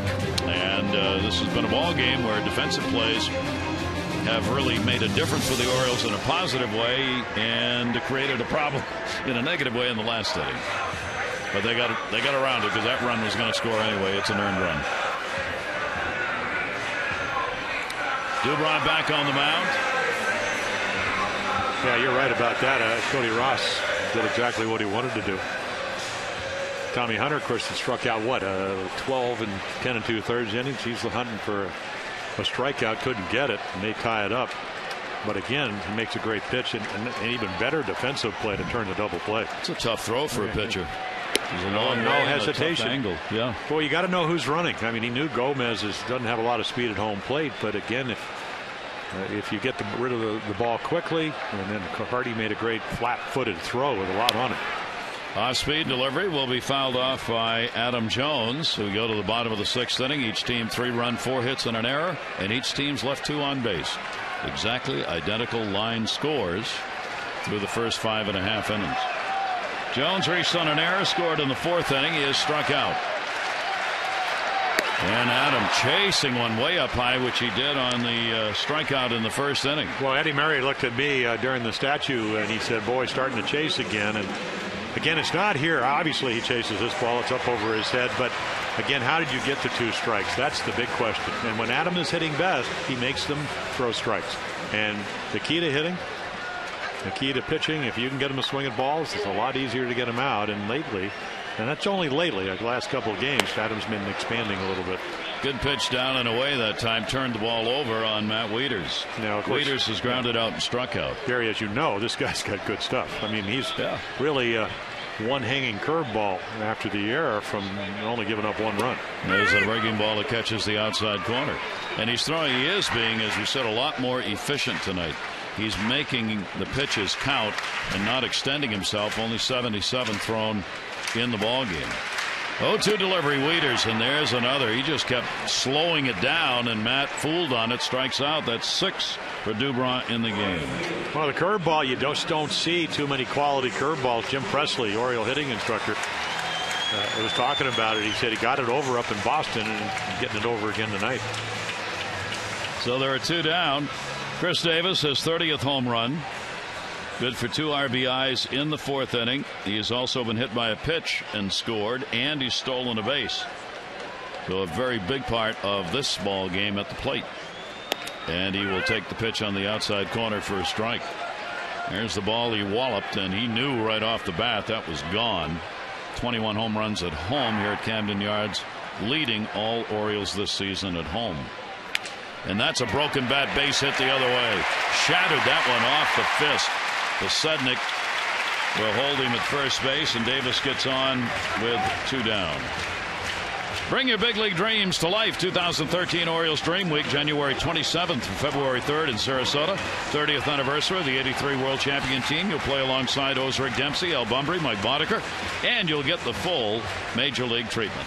For more details, 888-848-BEAR to go to Orioles.com/Dreamweek. So here's Reynolds. He has singled and flied out to center field. Dubron with 2 down. For Mike Reynolds in September, he's tied for 3rd in home runs in the American League with 9 starting the day. And as we said, tied for 1st in RBIs with 24. Yeah, and that's what that little soft single does. It gets Reynolds to the plate. And of course, the Red Sox fear what we've seen, which is 1 swing and get yourself a lead. Way up high. Dubron misses for a ball. And then the pitch count will most likely, the way he takes pitches, he gets somewhere in the mid-80s. Sooner you get him out, the better. Reynolds has divided his home runs up, home and road. 11 hit here, 12 on the road. And the pitch will miss again, close but not quite. And the count goes to 2-0, so he gets a good hitter's count. Reynolds has hit only .217 here at home this season, one of the lower marks in the American League in that department, but he's made up for it with the big home runs. And he's certainly made up for it against the Red Sox this season. 2-0 delivery to him, and a swing and a miss again on that tailing pitch away. Yeah, that was a great changeup he turned over. And when thrown properly, it looks like 93 or 94, and that's how you get them to get out on their front foot. Reynolds hitting .383 against the Red Sox. 6 home runs, 16 RBIs against Boston. Runner at first. Dubron with a 2-1 delivery to him. Reynolds to short. Aviles has it, goes to second base. Pedroia there, and that will retire the side. No runs, 1 hit, no errors, 1 left on base. As Vicks Robinson said at the unveiling today, hey, this is like playoff baseball. It is.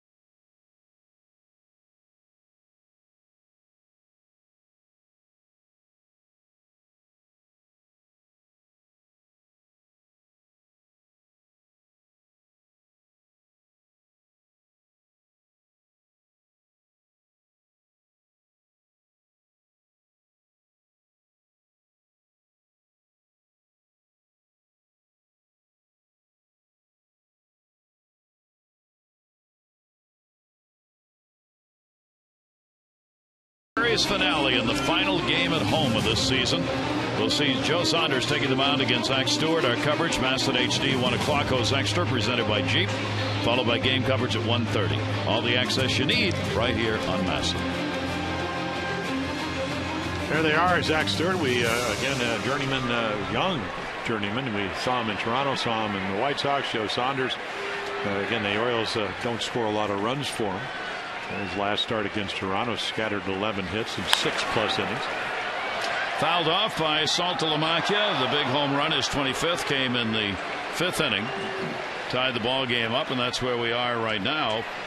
That gave him 2, rather, in the tied up in the 6th inning on the run that scored on an error, but it was an earned run. There was no RBI on it. That'll be swung on and missed. Good pitch down and in. Yep. Tommy Hunter on in relief. Yeah, maybe not 100, but 96. It's good location. And it wasn't really the Saltalamacchia home run. It was the walk on a 3-2 changeup with a 3-0 lead that set up the 2-run clout. Got him right back into the game. That one was really hit hard. But well, that's that cut fastball. Big crowd tonight. Sellout crowd of 46,311. It is the 8th sellout of the season. The Orioles passed the 2 million mark last night, now up to 2,060,983. The 0-2 is a rainmaker to third. Manny Machado with a shift is the only infielder over there. He'll put it away. Place your deposit now for 13 Oriole Park 5-bagger suite packages and experience Camden Yards in a new way. One low price, fully catered suite, 5 games, 2 against the Yankees or Red Sox, plus parking, VIP treatment, and more. Make your plans now for the 13th season in style. 410-547-6173. Go to Orioles.com/suites. LaBarnway has popped out and flied out. That's a shattered bat. Center field. Jones coming. He'll get there. With the Orioles attendance over the last 2 games passing 2 million, that's the first time since 2007 that the Orioles have drawn more than 2 million here at Camden Yards. And the fans coming out for this final weekend series against the Red Sox. 2 down, nobody on, 3-3 ball game, and jammed in where the standing room locations are above the right field scoreboard. We have a nice mix, but for the first time in many years, more Oriole fans than Red Sox. Many more. Yes. Well. And a line drive base hit up the middle. Siriaco gets his first hit. A 2-out single coming off Hunter here in the 7th inning. That'll be hit number 5. Each team going line for line, 3, 5, and 1 for both. And more speed on at first, 15 out of 17 when it comes to stealing bases. For Bobby V, you gotta, when you manage this ball club, you got to think of a way to get guys into scoring position. When you have speedsters on, let them go. Even though Wieters throws well. Tommy Hunter, big guy, but quick to the plate. Not a high leg kick. At the plate, Aviles, he'll make the throw over. Siriaco back to the bag. Aviles has popped out twice. And Siriaco will try and get a read here on Tommy Hunter and extend his lead. Hunter will be trying to do the exact opposite, of course. Well, the important thing is Jerry Royster, their third base coach, is that you have 2 outs. So you cannot let him bother you so much that you with a guy at power at the plate, you slide step and get a ball in the middle of the plate, and all of a sudden he hits a double or a home run. He's got that kind of power. And third time, and Siriaco again getting back to the bag. Aviles at the plate off Hunter is 3 for 12 lifetime. Aviles with a .250 batting average overall and 13 home runs on the year, and has been their regular shortstop. 2 down. Siriaco, pretty good lead. Long hold and a timeout asked for at the plate as Aviles got frozen in place a little too long.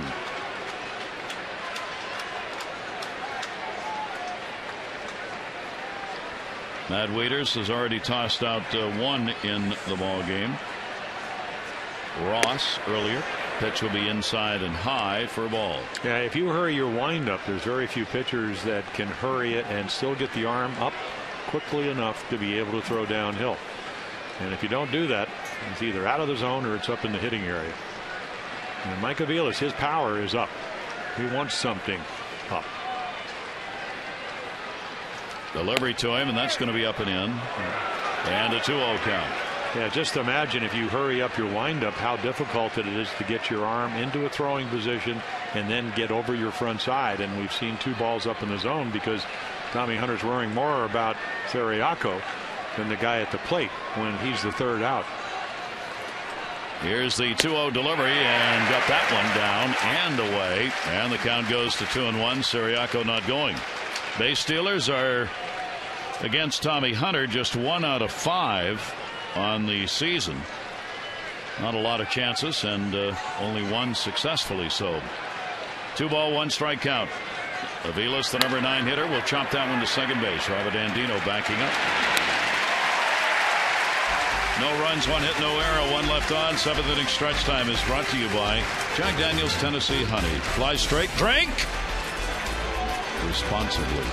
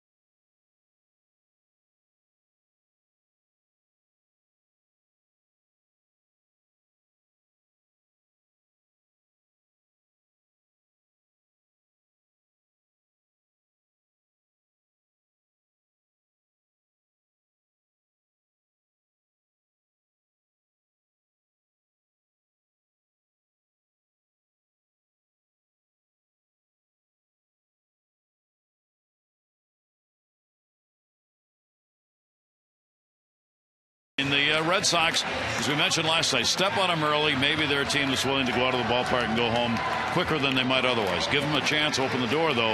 They're going to try and win a ball game. Well, they want to do what the Orioles did to them last year, where Orioles won 5 out of the last 7 games.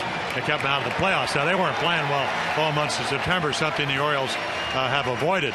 But again, normally when you get into late innings, the Orioles are at their best. They hit the home runs, they have the better bullpen, and so on. So we'll see how we play. I was in the coaching room with the Red Sox, and I said, I think Jerry Royster said, what is that, 16 straight extra inning games? Well, I hope we don't go extra innings, but they know you do not want to play the Orioles in extra innings. But the Orioles are so good playing the close games. We'll see how it plays out again tonight. And they know the Yankees lost. They know that the Rays won. They need a win tonight. And they've used the home run ball so effectively here at Camden Yards, doing it again in this ball game. We'll see whether or not that comes into play here tonight with this full house on hand. We go to the bottom half of the 7th inning. Manny Machado is going to lead it off for the Orioles.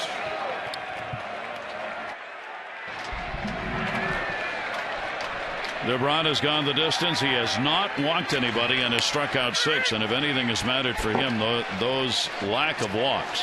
For a guy who started the night 8th in the American League with 70 walks surrendered, that is a big deal.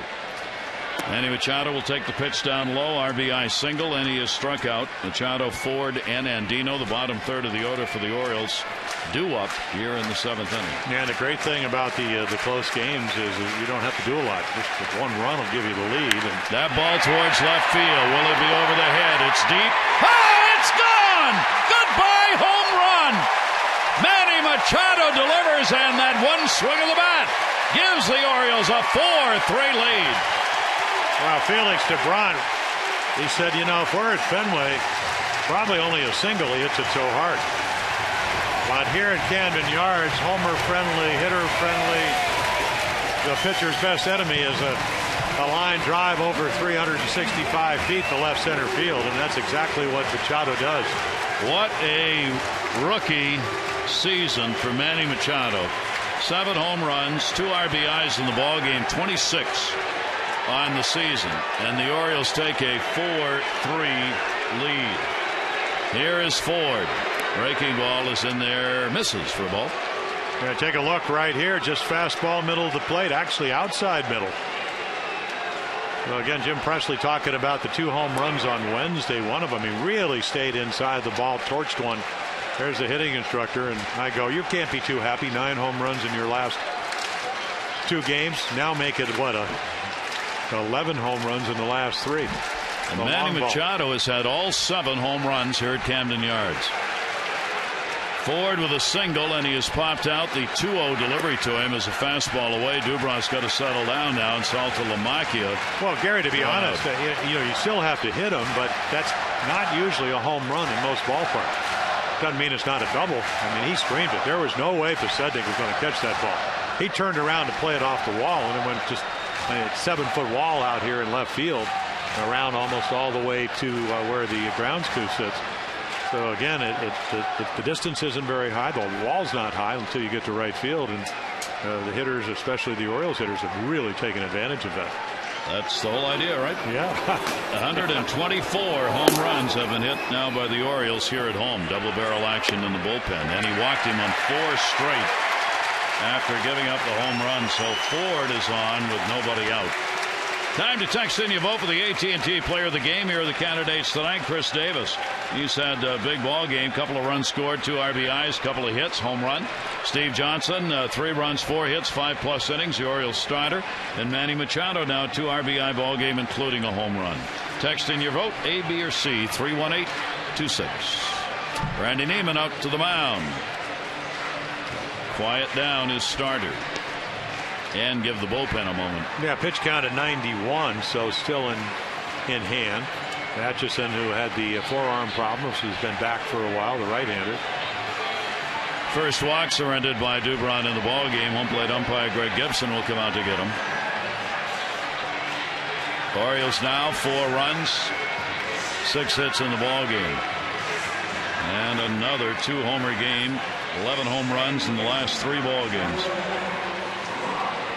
Manny Machado, loving Camden Yards. So Robert Andino will stand in. Ford with good speed on at first base. Andino has struck out and sacrificed. Siriaco's going to play even with a bag at third. And do you let him hit away on the first pitch? That's the one of Hank Bauer, my first manager's trick. Looking fastball, get it. Nope. He squares and punched at it a little late, and that'll be a strike. Well, you mentioned what now, 7 sacrifices. Last year wasn't very adept at. And again, when you made a great thing, watch this bat. Watch it. It's not really out there. You're supposed to lay the bat out there. The angle has to be where, number one, it's in front of home plate, and then the barrel has to be higher than the handle. That was a very late decision. He was going to let that go, then suddenly realized, wait, it's going to be a strike, and then it was too late. Well, he's lucky he missed it. Yeah. Here's the 0-1 delivery, and not showing Bynum will take it for a strike, and the count goes to 0-2 from DeBron. Against lefties, Andino at 221, only 208 against right-handers, as Roberts averaged now at 212 on the season. 7 home runs, though, and 28 RBIs. And Andino's had 4 of his home runs here. Lou Ford off first. Yeah, he's recovering from a slight groin pull on a throw he made last week up at Boston. So said he's recovered. Not going, and had to wait on that. Fouls it off. The count will stay at 2 strikes. So the Orioles with a lead. Picking up the leadoff homer by Manny Machado. And the rookie puts the Orioles up. Wilson Betemit traveling with the ball club. Be getting some rehab work in when the ball club goes to Tampa, because of course Sarasota is only about an hour south, where the instructional league and where rehab's going on. Andino 0-2, and he got him. Yeah, did it hit the ground? That's going to be the question. Calling it a strike. Yeah. Andino says it bounced. Here comes Buck Showalter. Yeah. Well, he's going to ask the home plate umpire, Craig Gibson, did he foul it? If he fouled it, did it bounce before he caught it? And how did you see it? What did your umpiring mate down at first base see? Take a look right here. Hard to tell whether it changed direction. Really tough. He caught it, though. I don't think that bounced. Either way, he's out. So a strikeout. That'll be 7 in the ball game for Dubron, who struck out 11, of course, in his last start against the Orioles. Now runner at first base, 1 away, and Nate McLouth. Yeah, his whole night, when we talk about DeBron, has been 3 pitches. A change up to Machado for the base hit up the middle, hanging curveball to Davis, and then a fastball in the middle of the plate.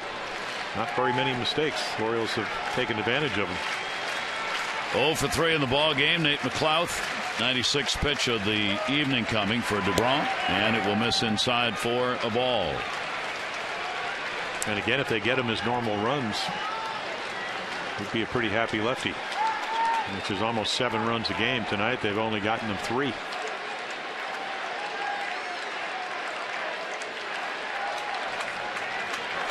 One-0 count. And a little lob throw over that time. Base stealers very successful against DeBron this season, coming into the game. 18 out of 21 stolen bases, and we saw Chris Davis add another to that when he stole a base in the 2nd inning and would score.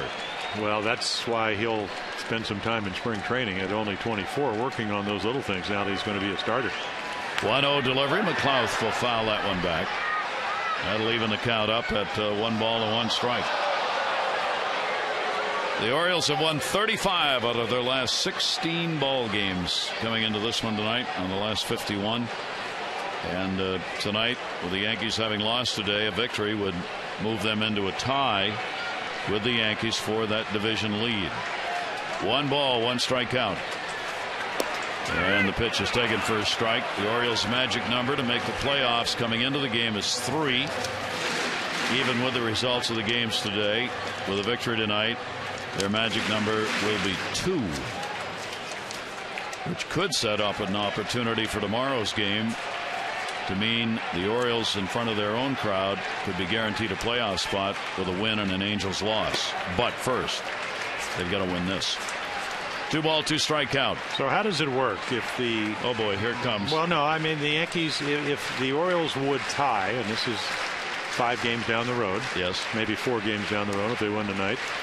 Tie for the division lead? Yes. They both are 9-9. Yes. Head-to-head is the first tiebreaker for home field. There is a playoff game. Oh, there is a playoff game. Yes. Does that count in the standings? Oh, yes. It's a regular season game. Here's the 2-2 delivery. That one down the line. And fair! Les Speedster on his way to third and going to second with a double on the delay by Podsednik. And McLouth gets a 2-bagger. Ford goes to third. Tell you what, Lou Ford put it in gear like a Ford. I mean, he is purring. I mean, your serve, Alice, as he just dumps one down the line. Ryder Cup going on. It's a little 60-degree wedge with a little bit of side spin. Ford can really fly out there, can't he? I mean, when he gets going, he's running. He came around second base. There wasn't a chance for Podsednik to look up, and he was already there. And then, with that delay, it allowed McLouth to make the turn with his speed and go all the way down to second base. So the Orioles have 2 in scoring position, 1 away, infield in. Hardy at the plate, 7 hits for the Orioles. And the next pitch will be the 101st.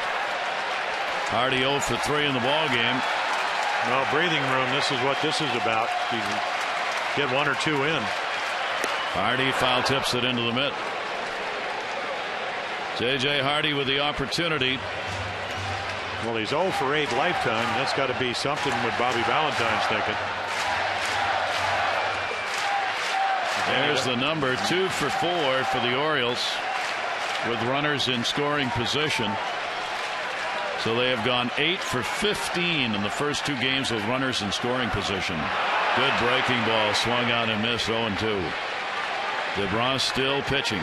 Well, he's going up the ladder with the fastball, and even though JJ's a good high ball hitter, or a good fastball hitter, maybe not out of the zone, which he's gotten him to chase, and then all of a sudden you got the ball off the table on the downer, the curveball.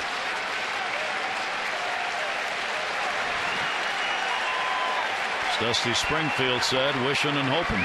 Yep. 0-2 count. Well, he's hunting for a strikeout, and JJ'd love to put one in the air, some depth, get another run in. Infield stays in. Yeah. Breaking ball got him. I mean, he just fooled him and locked him up. No argument on it.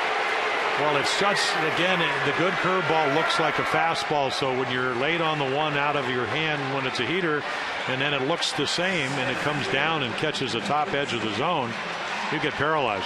And that's what happens. Our Kia Pitch Tracks brought to you by Kia Motors. To learn more, visit Kia.com. DeBron has 8 strikeouts in the ball game, and now Adam Jones. He has struck out twice, reached on an error, and scored. Against DeBron now, he's had a couple of hits in 10 at-bats. Looking for his first hit in this 2-game series. He is 0 for 6. 2 in scoring position. Jones will take it on the inside corner for a strike. AT&T Mobility Trivia Fact: Adam Jones has recorded a hit 122 of 158 games. Also a career high with 32 home runs. A table setter and an RBI producer for the Orioles. He's got a chance, 2 in scoring position here. 0-1 delivery off speed. A foul back, and it goes to 0-2. Well, you learn a lot about a young pitcher when you leave him in a game like that. It looks like the old days. Of course, the Orioles are hoping that maybe he's out of gas, but it doesn't look that way. Pretty effective. There the Orioles. Brian Mattis, left-hander. Darren O'Day with him. Hunter worked 2 innings. Still the record pitcher for the Orioles. 0-2 the count. And Jones will take it. The tag. Will he go? The home plate umpire says yes. Greg Gibson did not ask for help down to first, and here comes Mike Showalter again to save his center fielder, who flings the bat away. And Showalter doesn't go to the umpire first. He goes to Adam Jones. Jones called striking out here. Ooh. That was not close. And why he didn't ask first base umpire for a little help, I'm not sure. In any event, the Orioles get a home run to lead off the inning by Manny Machado. The Orioles have a 4-3 lead.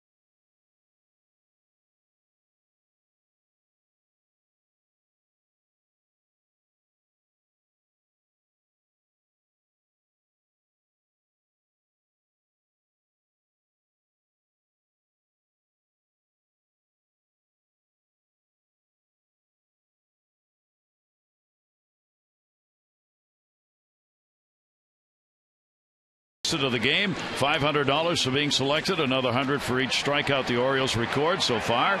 3 strikeouts. John, you've won $800 so far. For all the latest information on new games, current promotions, and second chance contests, visit mdlottery.com. Moon out. We had some cloudy skies to start the ball game, but it's been a great night for baseball. Here's Brian Mattis. Yeah, well, check out those numbers, and then you can throw in 18 strikeouts in those 12 innings. Hadn't given up an inherited runner. Wearing out lefties.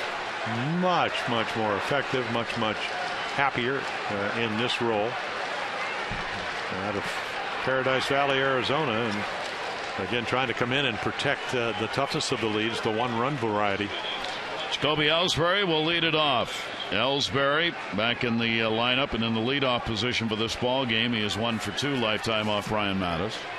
Ellsbury will foul that one back, and Mattis will even the count. Tommy Hunter becomes the pitcher of record for the Orioles with a chance to win the ball game as he worked 2 innings, 2 effective innings, giving up only a single. No walks, no strikeouts. 1 ball, 1 strike count. Ellsbury a single scored in the 6th inning, and he will take that pitch for a strike, 1 and 2. And what Brian's been able to do, at least the lefties off that pitch, is throw the good slider. You can see right there how effective he's been. And Ellsbury 307 off left-handers this year. 1-2 delivery to him. He had a chop at that one. Goes to short. Read extremely well by Hardy, who cheated in a little bit, and he hurried the throw to get the out. Ellsbury down, 1 away, 8th inning.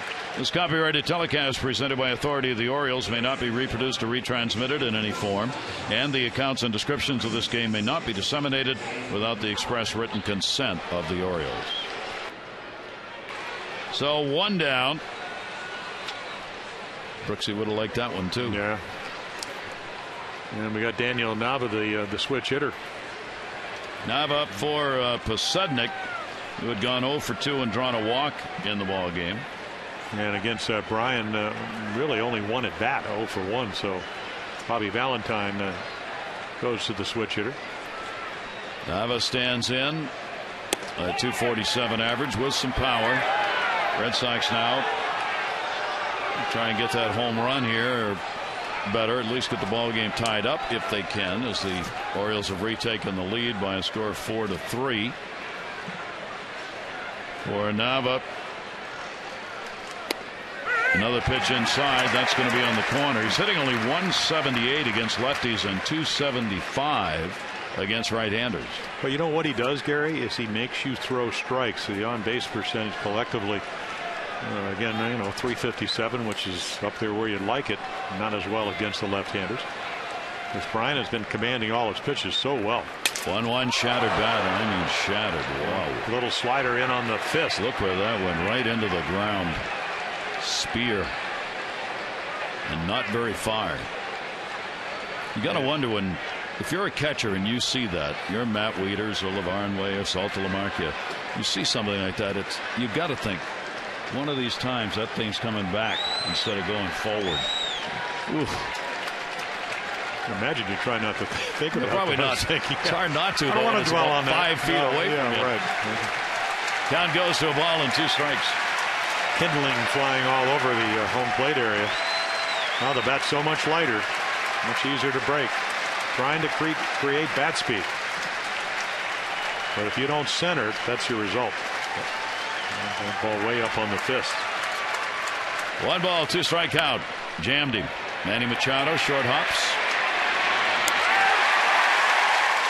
2 down. Follow the Orioles with the MLB.com at Bat 12 app, iPhone, iPad, Android, BlackBerry, Windows Mobile. Live audio pitch tracking, video highlights, and more. Text at bat 31826 or go to Orioles.com for details. Yeah, when you have a deep bullpen, even though, and this is a remarkable number, Pedroia only 2 for 11 off of Mattis, but you figure you're going to match up with a very deceptive righty at Darren O'Day. Brian Mattis, 2/3 of an inning, continues to do what he's asked to do, and that's get outs when he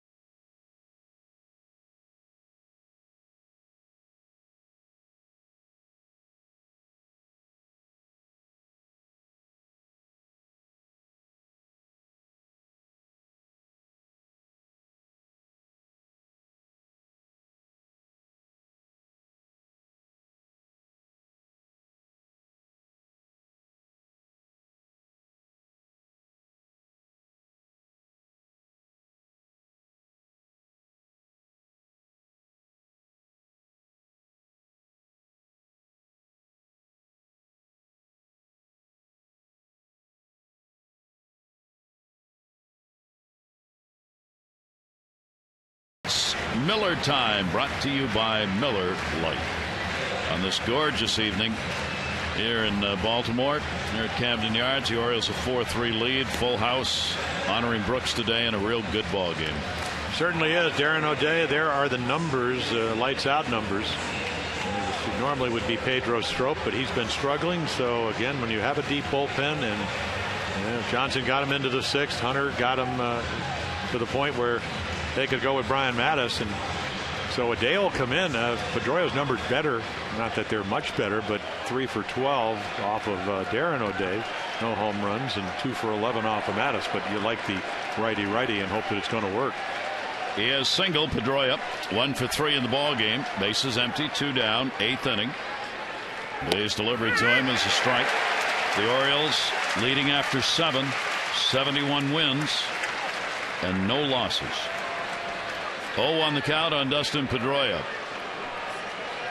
Pedroia hitting at .280 on the season, and don't forget has some pop. 15 home runs for the Red Sox second baseman this year. Pedroia will foul that one off, trying to crank one down the line. 0-2. And if you look at the numbers, you can see down and in. And one thing that Darren Day, I mean, those are pretty glowing numbers. Obviously, low and away gets him out. But Darren O'Day is one of those guys. They call him really, it's a front door breaking ball where he throws it if you're a right-handed hitter at your hip. And that's a danger zone with Pedroia. Very few guys can swing this hard, Gary, and put the ball in play as regularly as he does. Fans on their feet for a strikeout. Here's the 0-2 delivery to him outside. O'Day against the Red Sox. This is the 8th game that he's appeared in. He's given up 2 runs, 8 hits in 6 2/3 innings against the Red Sox this year.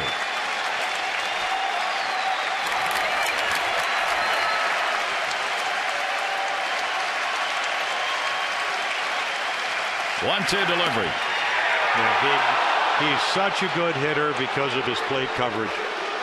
Those are 2 really good pitches, and most hitters will chase, but Dustin, again, I mean, here's what he's had. He's trying to find the release point. The ball starts on the plate and then darts off. Most guys are going to expand. They're going to be waving at that pitch. But Pedroia, pretty special hitter. Always one of the top 5 and most difficult to strike out in the league. Here's the 2-2 delivery. Up high, and the count goes to 3-2. And Gary, you know as well as I from watching him over the years that if you get the ball up, that's when he becomes a power hitter that you talked about. You know, again, the ligament problem this year, so it's not a typical Dustin Pedroia year. But again, the average climbing back towards 300, and he makes you throw the ball over. You don't want to do that. 3-2, 2 down, 1-run ball game. See, that's that back door, and if you watch film, you know he does that. And then again, that becomes a power stroke for Pedroia, even though he's a tiny guy. Pedroia strikes out only once every 10.1 plate appearances. He has the 4th best number in the American League, behind Brantley of Cleveland, Ichiro, and Ben Revere with Minnesota. 3 balls, 2 strikes again. O'Day delivers down to 3rd, and that's going to do it. A 1-2-3 inning for Mattis and O'Day combined. Bottom of the 8th inning coming up, Camden Yards. It is a 4-3 Orioles lead.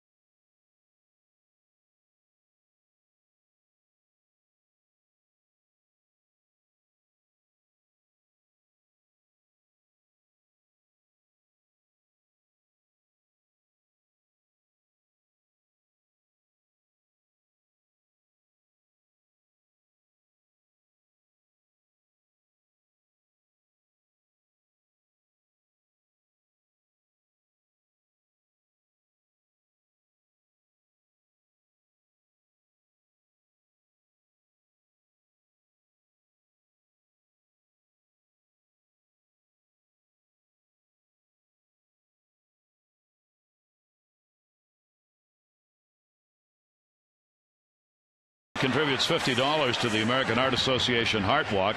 473 walks, $23,650.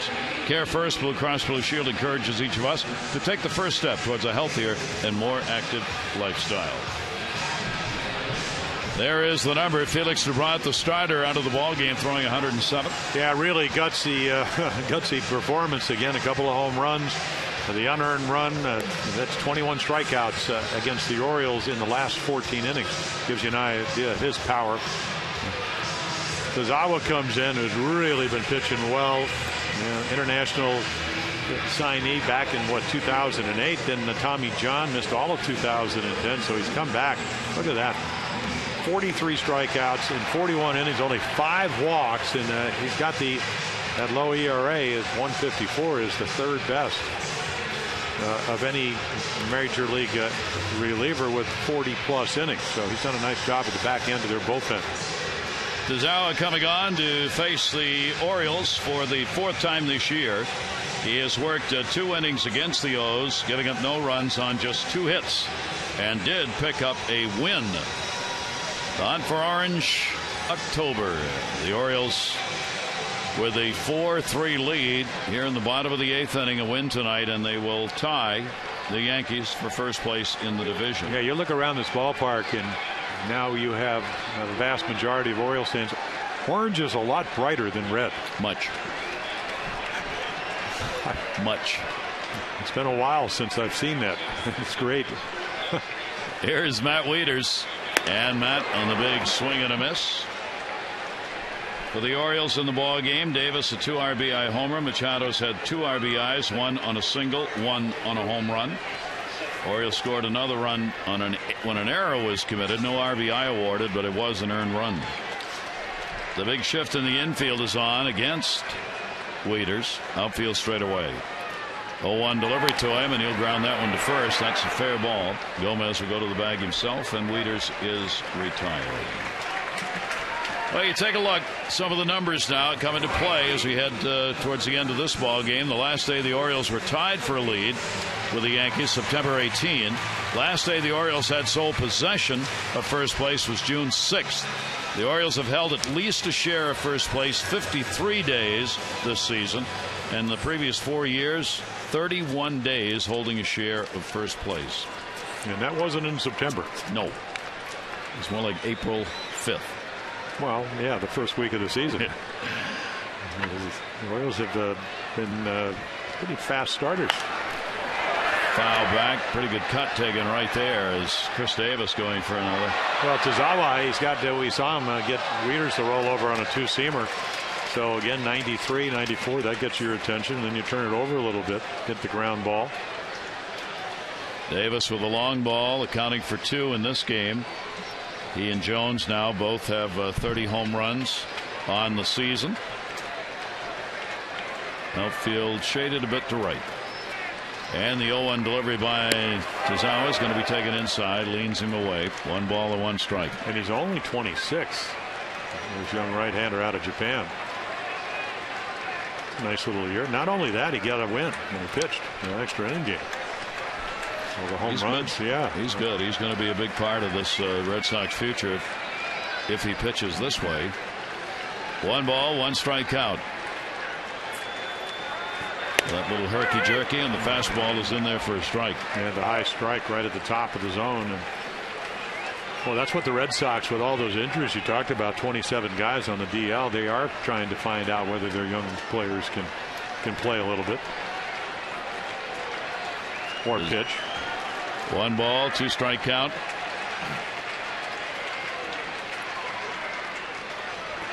And the fastball is going to miss up high.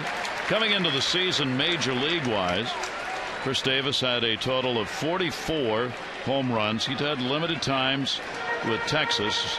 2009 he picked up 21 homers with a big ball club, 17 the year before that, and now he's got 30 this season. 2 ball, 2 strike delivery on the way, and a swing and a miss on a great pitch. Yeah, what great motion on a 2-seam fastball that just dives down and away. maybe a little split finger action. Well, let's update you on the voting for the AT&T player of the ball game right now, Manny Machado. Text in your vote, A, B, or C. 31826 results in the O's Extra post-game show. Well, the single to give him the first run, the home run to give him the lead, and then some great defensive plays. And he makes it look so simple for a guy that never played third base. 20 years old, Manny Machado. Here's Reynolds at the plate. Reynolds a single, 1 for 3 in the ball game. Couple of hits, 6 at bats in the first 2 games of the series. 2 down, nobody on, so he can swing for the downs with the off-speed pitch. He waited on 0-1. Closer Jim Johnson in the bullpen.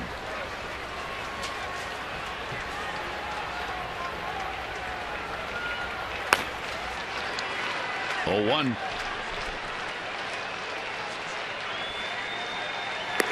That's what he was going for there. Well, so we've seen curveballs, splitters, 2-seamers, and then 96. No wonder he's got the third best ERA of right-handers. And again, this is a guy, Tommy John, they go in, they replace that ligament out of the leg or the wrist, and it heals, seats itself, hopefully. And then you maybe get better sometimes because you're in better shape because you're rehabbing your whole body. That'll be down low. Frank Robinson was in the ballpark to celebrate Brooks Robinson's unveiling tonight, and Mark Reynolds has a number just a bit higher coming into the game than Frank did. The highest OPS, on base plus slugging percentage, in a season by an Oriole against the Red Sox. Reynolds 1.368, a little bit better than Frank Robinson and Harold Baines in that department. Pretty good company with those 2 guys. I mean, and then Boog Powell and Kenny Singleton. Even better company. Top 5. Getting better. Keep going. 1-2 delivery, broken bat to third. Suriaco backing up on it, guns it over, and will record the out. So 1-2-3 inning. All right, sports fans, buckle up. The closer's coming. It's the 9th.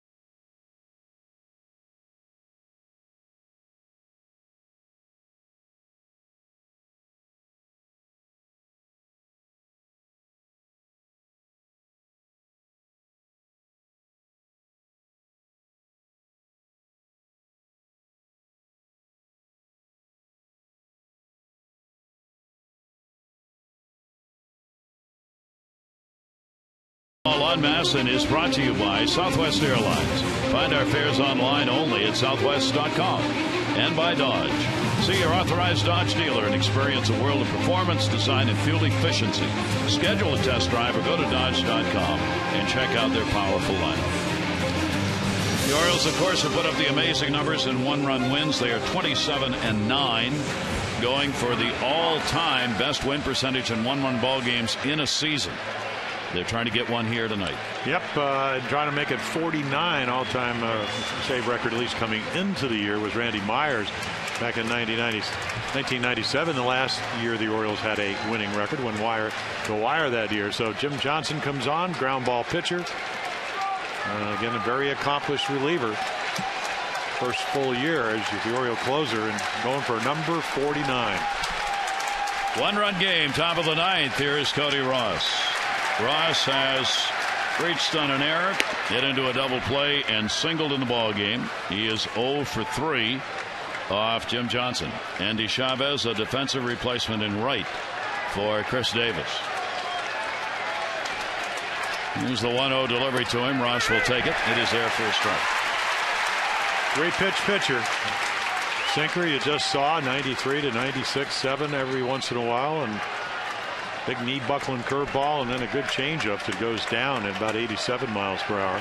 1-1 deliveries right there for a strike. When you give up on that fastball, I mean, the advanced scouts from all over the league go, how do you get a ball to move this much with this kind of velocity? What should come back? Do you give up on it a little bit? And you know Cody Ross is a good fastball hitter. 1 ball, 2 strike count. Jim Johnson against the Red Sox. This is game number 7.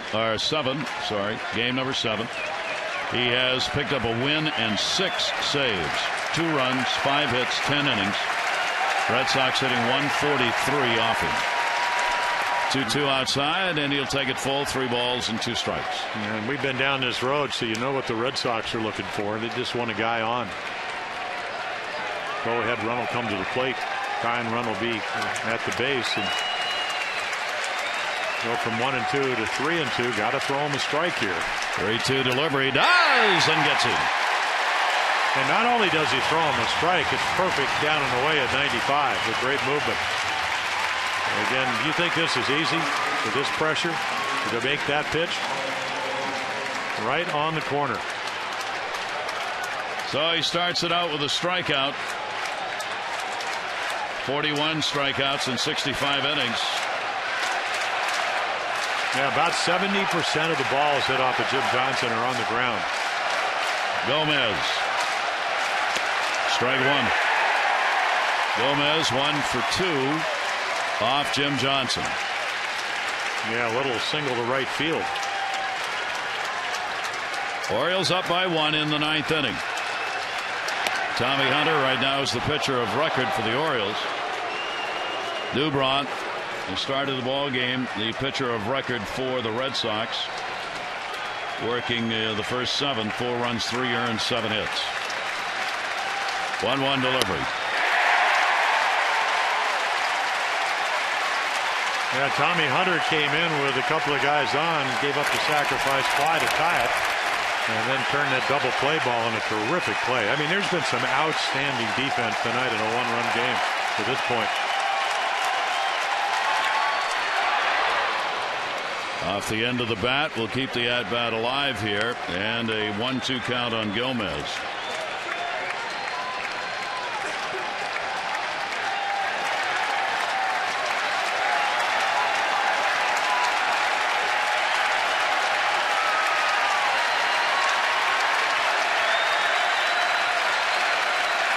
One-two delivery. Just had everybody moving to their left in the field. Well, he's done a nice. Morrow's done a nice job of covering the outside corner, and that's what you try to do with 2 strikes. With this count 1 and 2, you still have room. You're going in. You can go in, but you better get it in. Gomez, a big power bat in the minors, up playing first. 1-2. That'll be just outside. 2 balls and 2 strikes. The Yankees lost today 3-2 to Toronto. Orioles win. They are tied for first with the Yankees. 2-2 delivery. Just a little bit off. Well, you don't want to hang it, and he didn't. Dug an oil well and then. Well, you know, it's funny. I ran into a guy yesterday, and he said, I saw your debut in Fenway against Canigliaro with the bases loaded. He said, yeah, bounced a couple of pitches. I said, well, I was 19 and I was nervous. And you don't want to hang it, and I was warming up. So just getting ready. Yeah, a little Ryan Duran. That's right. Yeah, throw one to the backstop. Screen. 3-2 delivery on the way, and that ball to right field. Andy Chavez diving. Andy Chavez makes the catch. Inserted in this half inning for defensive purposes in right field. Well, off the couch into right field. Didn't think he was going to play again. So Chris Davis hits the 2-run home run early on, and then you go defensive. And Jim Johnson says, yep, there's your second out. I think for Buck Showalter for Christmas, we've got to get him that button that office supply store has that says easy on the top, and you just push it, and everything goes right. Foul back into the seats by Saltalamacchia. Yeah, but you know as well, as I do, that Buck will be the first guy, or even Earl Weaver, now that he's retired, will tell you, hey, these guys make the plays. Oh, yeah. And they don't make them if they're not out there. No, you're right. Here's the 0-1 delivery. Saltalamacchia has already delivered a home run that came in the 5th, his 25th of the year, for 2 RBI. Well, he does have a home run off Jim Johnson, so Jim's going to try to stay out of the zone. 1 for 6. Fly ball. Left field. McLouth coming. Tied for the Yankee Orioles division lead.